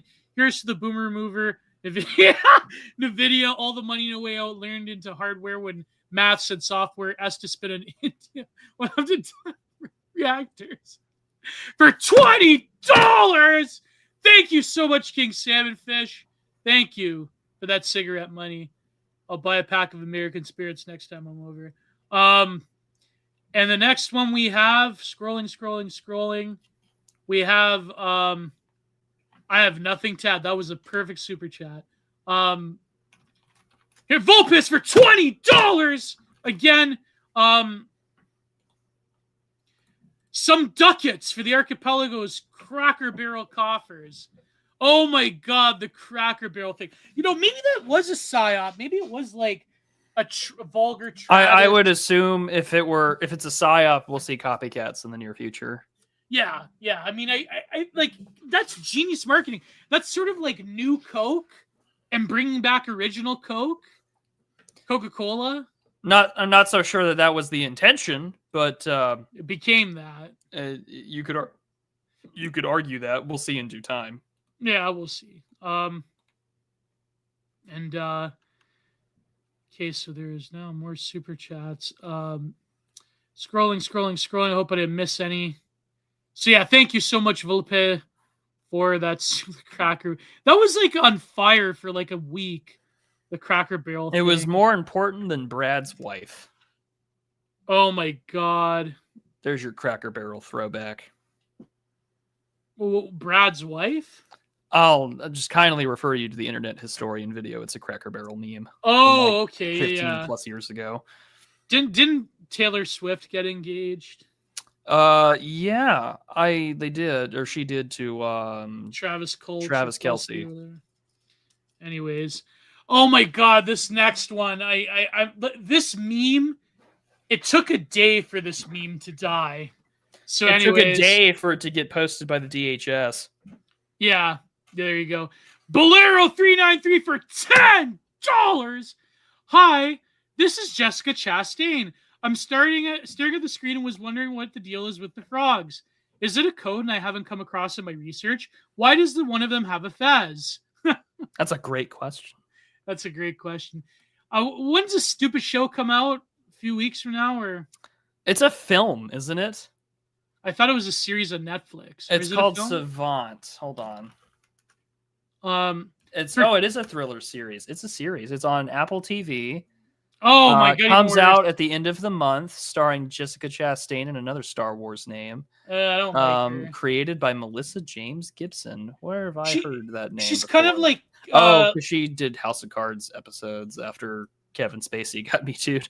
She's kind of like that Moss woman where they put her on all the the liberals. We get it. Well, she's so Jessica Chastain almost always, at least in my mind, she's always exclusively done super progressive like thrillers. Same with Like that Moss girl. What's her Jessica, name? Elizabeth Moss. is who you're Elizabeth thinking of. Moss, yeah. Like Jessica same. Chastain has done. Where's her filmography? Acting career. The Like Help. she was in. I mean, she was in The Help, but sort of as a bad guy. She was in. No, she turns good after. Oh, does she? Okay. There's Molly's Game, which was an Aaron Sorkin film. There was Miss Sloane. She had a shit ton of like Hollywood libtard. Hollywood liberal films, you know, and same with Elizabeth Moss. Yeah, the same thing with like A Most Violent Year and things like that. Yeah. A Doll's House, which is she did the Ibsen one. Yeah, like I've always assumed her just to be like the progressive actress, and she's in that same category of actresses that like if Jessica Chastain won't do it, Dallas Bryce Howard will do it, and if Dallas Bryce Howard won't do it, then Christina Hendricks would have done it when she was younger. Yeah, that's like, remember Rosario Dawson was like a Bernie girl, and then she went on like the Young Turks. Wasn't she dating Adam Friedman? Or no. She dated Cory Booker for a hot minute. They broke up. And now Cory Booker, just like Tim Scott, there are finally no more gay black guys in the American Senate. What are we going to do? Another man down low, brother, got a beard. Oh my God. This is a real heartbreak moment for foundational black Americans everywhere. I think we need Big Shaw in the Senate. My brothers. The lesbian homie in the Senate. The lesbian homie, isn't don't we have a lesbian? I can't believe it's such a good don't show. We have a lesbian in the Senate? Of course. Isn't Cinema Lake bi? Yeah, I guess so. I guess it was no, hold on. It's isn't it Tammy Baldwin? Isn't she a lesbian? Yeah, she is. She's a lesbian. Tammy Baldwin from Wisconsin. Whoa. Yeah. Huh. Why? That's so depressing. There are one incumbent senator and 12 Congress people. Yikes. We need like a Republican lesbian woman who's like, you know, totally like Berlin style, you know, house music. Okay. So she wears leather. Like, we need this. We need like the sort of like Susan Sontag, fascinating fascism. Like, we need a lesbian Republican woman. That's what we need. Anyways, sure. She'll be the perfume nationalist Red Scare candidate. But anyway, just kill me. $5 by Bolero again. Hi, Jessica Chastain again. Can you define wholesome chungus for me? Can I buy it at Trader Joe's? Actually, yes, you can. Okay, I admit some of the memes are funny. Some of them are terrible. That would actually be a great. That would be a great marketing bit for a snack. Yeah, the wholesome chungus. Like introducing the wholesome chungus. It'll be like a millennial coded burger place with the guy with a beard. Oh my God! Yes. Yes. I want a guy with like a Norwood 3 and a fading like top hairline where it's like male pattern baldness, and he's like, "Hey man, welcome to Wholesome Chungus. Can I offer you an IPA? Like, burger's only $19." Yeah, it's like all those like the anime racists. They had the stock photo of that one guy with the beard. I think it was from a theater company. Oh my God, you call it Wholesome Chungus, and it's like, and it would be, oh my gosh, it would be like Matt Kreisman soy jacking with a burger, like a neon lights coming closer to his mouth. Pedro Pascal burger. Oh. The Baby Yoda burger. Oh, this is terrible. Anyways, death by cognitive dissonance for $5 for tax purposes and a friend. Thank you, death by cognitive dissonance. Except you live in Canada. I know. Oh my God, Bolero keeps doing it. $5 by Bolero. Hi, it's Jessica. It's Jessica again. Maybe you two can review The Savant, starring myself. Many extremists are talking and memeing on me, staring at the screen. Why? I think it was our friend Spader who had quote tweeted it. Like Thank you, Bolero. the trailer of the film, and he says this trailer and this show is more fantastical than anything J.K. Rowling has ever written. You're telling me a middle-aged white woman with an African husband and mixed-race kids who's also present in his life is like having the children begging that they spend more time together while she like encourages herself to focus on her career to stop those evil right-wing like, okay, J.K. Rowling, you got someone putting a run for your money. It's like someone at Apple TV is like a secret 4chaner or something. Like it's got everything really. Like, okay, guys. Well, this is why I think a lot of shows like this nowadays are just discursive. It was like those SVU episodes with Gamergate. It was like literally. Now I understand feminoid. Like, you know, it's just like, okay, man, if you can't say foid or femoid, but you're like, why is this feminoid here? I'm like, okay, it's over. You know, like I heard it over on 4chan, and I'm like, you can't just say the name, can you? You're like contractually prevented for liability reasons. It's depressing. I'm a super secret agent. I was in Iraq and I domed a 14-year-old goat herder from 500 meters. But I can't say it's okay to be white. Yeah, I guess. Okay. That is an old Martin tweet. That's an old Martin tweet, yeah. I can't say Foyd, though. I can't say Foyd. I love how Foyd's become like a term of endearment, though. It's not like a misogynist. I think everyone can thank Landshark for that one. I love that one tweet, Foyd. I love that one tweet Landshark retweeted. Foyd, I love you. I love that one. Foyd, I hate you. Foyd, I love you. Foyd, save me. Foyd, I want to kiss your forehead. So true. So true. Anyways, oh my God, Bolero for another $5. Hi, Jessica Chastain again. What's the reference to cool? I thought far-right extremists don't believe in climate change. I know the money's good, Bolero, but this is slowly calling out the he's slowly winning me over to the meme. I hated this meme. Every second tweet was a stupid Jessica Chastain meme. I died when I saw it like getting posted by DHS. I'm like, I'm so fucking done. It's over. And like DHS, like, can you guys just post more cool immigration deportation statistics, please, instead of these memes?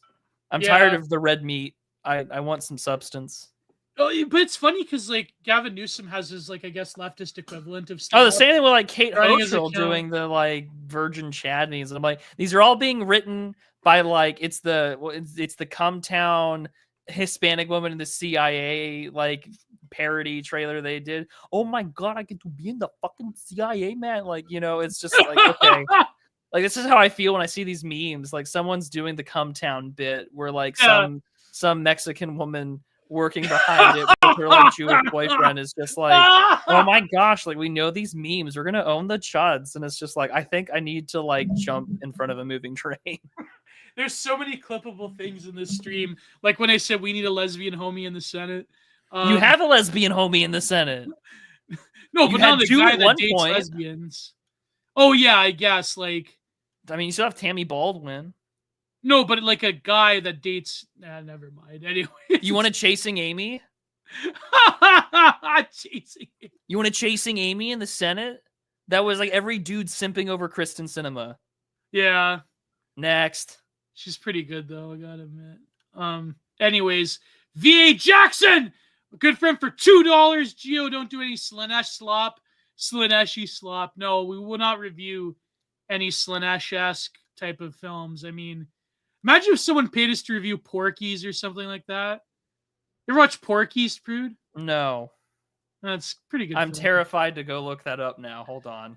Yeah, someone's going to pay us right now to review Porky's. 1981. Yeah, it was a good film. Content unavailable. Oh, boy. I think it's on Tubi. Anyways, Sam153 for $5! It was about a strip club in the middle of nowhere. Oh, fun. Sargon made an interesting speech on post-liberal politics released today. Worth a watch. I saw it. It was pretty good. I gotta watch. Is it in his Twitter account or is it in his? It's on his YouTube account. Oh, and Jessica Chastain played in The Eyes of Tammy Faye. Oh, produced by Jessica Chastain. Oh, and it stars her too. Okay, look at that. Just so she could like plunge the knife into Jim Packer. Like it's of course. Played by Andrew Garfield. Oh my gosh. Oh my god. He came back recently. Welcome to Wholesome Chungus. How can I serve you today? Yeah, apparently Jim Bakker came back, and he's got like a lot of He's weirdo, still like, alive? What the fuck? Yeah, he's still alive. I remember I read his book about like when he renounced all of like the No prosperity gospel stuff. way. Yeah. Oh my gosh. He's back now. No way. But he's saying some crazy stuff though. No from what I've shit. heard. Yeah. Anyways. Sam153 again for $5. So Trump is now supposedly redacted. How good is Trump's new body double? Is his AS good as Biden's body double? These guys are making bank. Well, I don't know. I mean, I don't think he's dead. That was a fun like last 3 days or so. We'll see. Yeah.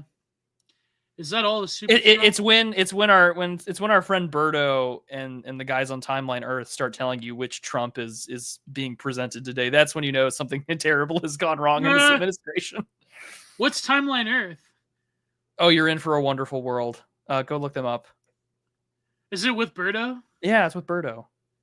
Oh man, because like the last episode of Ghost Jail was like 2 years ago. Yeah, which is a great episode. I highly recommend everyone go and listen to Afterlife by Ghost Jail. But I will look up Timeline Earth. Have fun. It's a jolly good time. So on to entropy. And entropy. All right. Unless there's more. Okay, entropy. Okay, I'll go from lowest to highest. So Six Freakman for $3 US. Asking on the part of Michael Hassler, have you read The Power Elite by C. Wright Mill or Slay in Your Lane, The Black Girl Bible by Adegoke and Uvabine? Either one. I think I've heard of Slay in Your Lane. I've heard of the first one, not the other.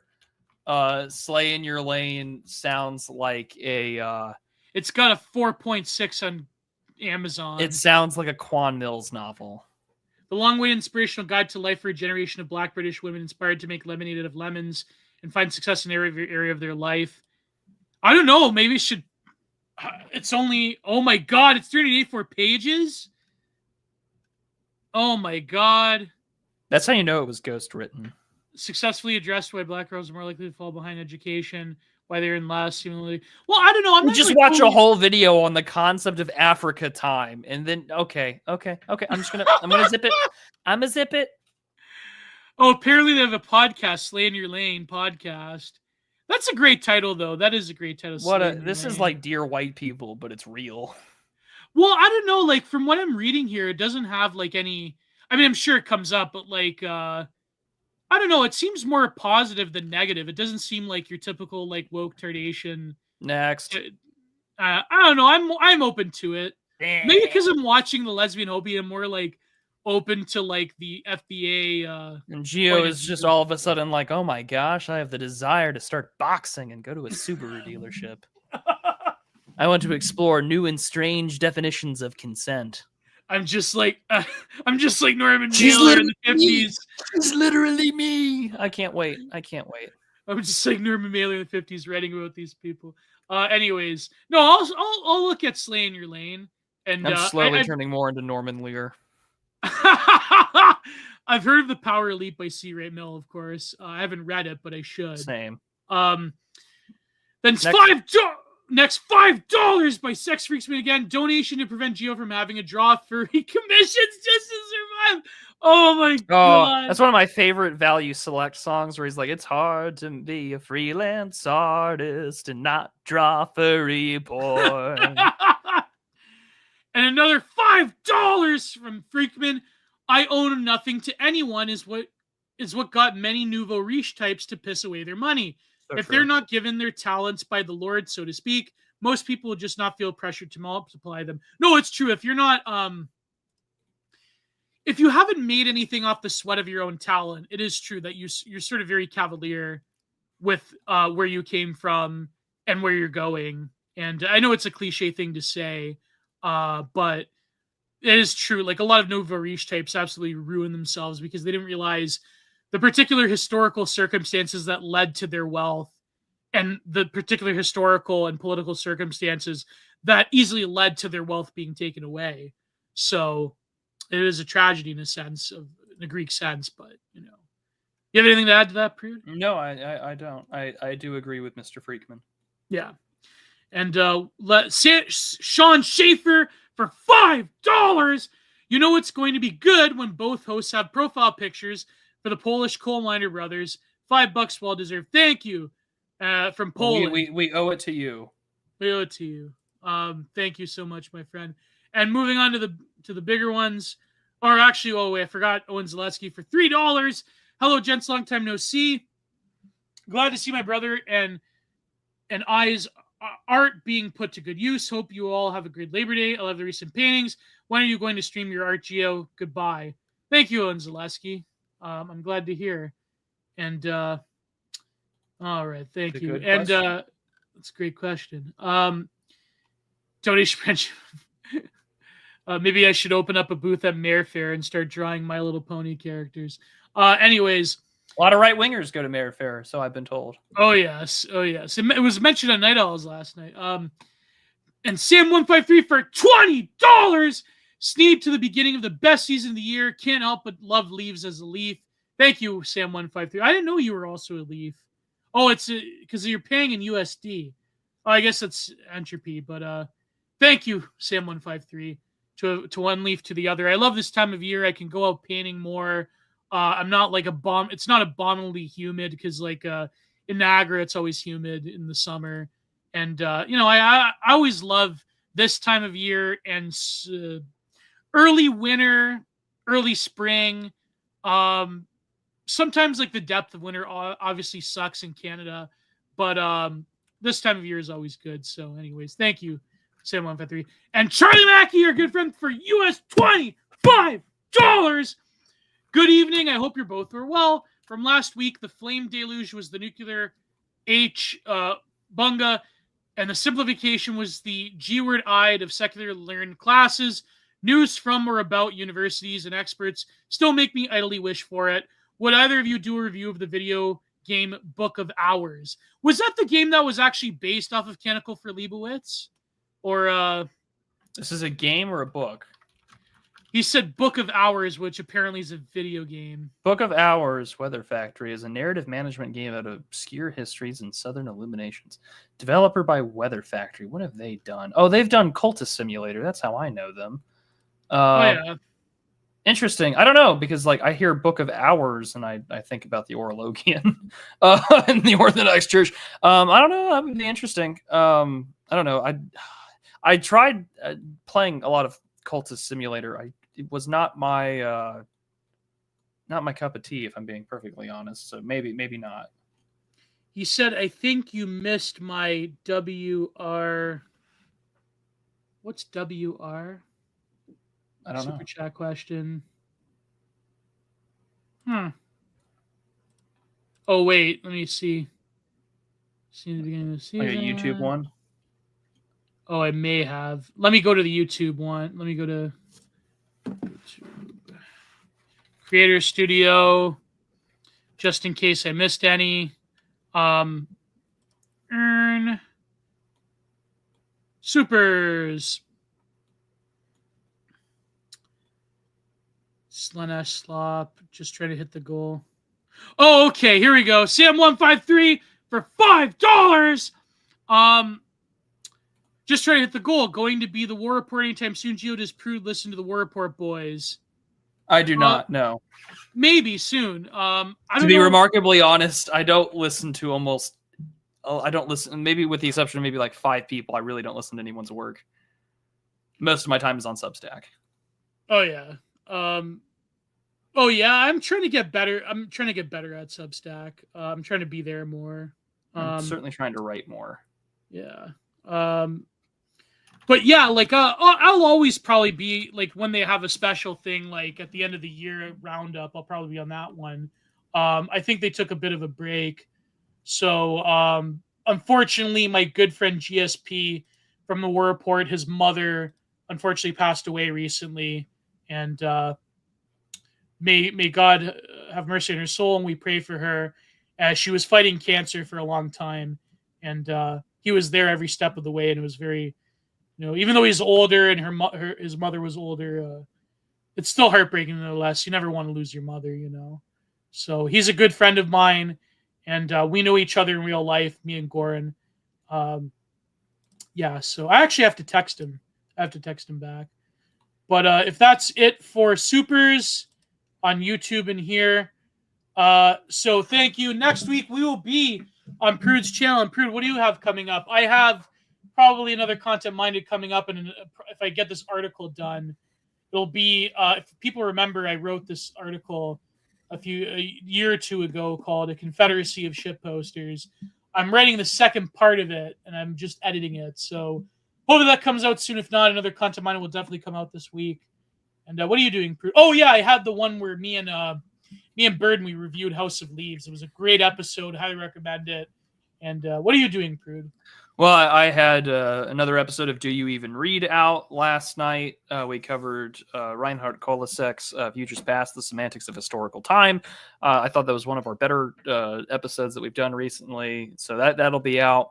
On top of that, we were live here. I had an essay out this last Friday covering sort of the continuation of an essay I wrote about like where have all the iconic photos gone. That is called Curation and Disintermediation. You can find that on Substack, linked down below in the description. And then I will probably put out another video as well. It'll most likely be either the King of the Hill review or I'll get to record the Halo video and put that out for patrons first this week.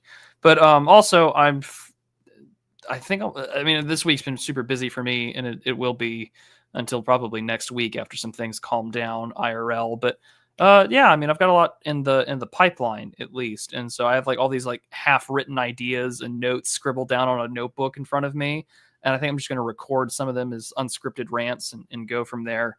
Maybe when I go visit my parents this Sunday, I'll bring my good recording phone camera and go fishing. Nice.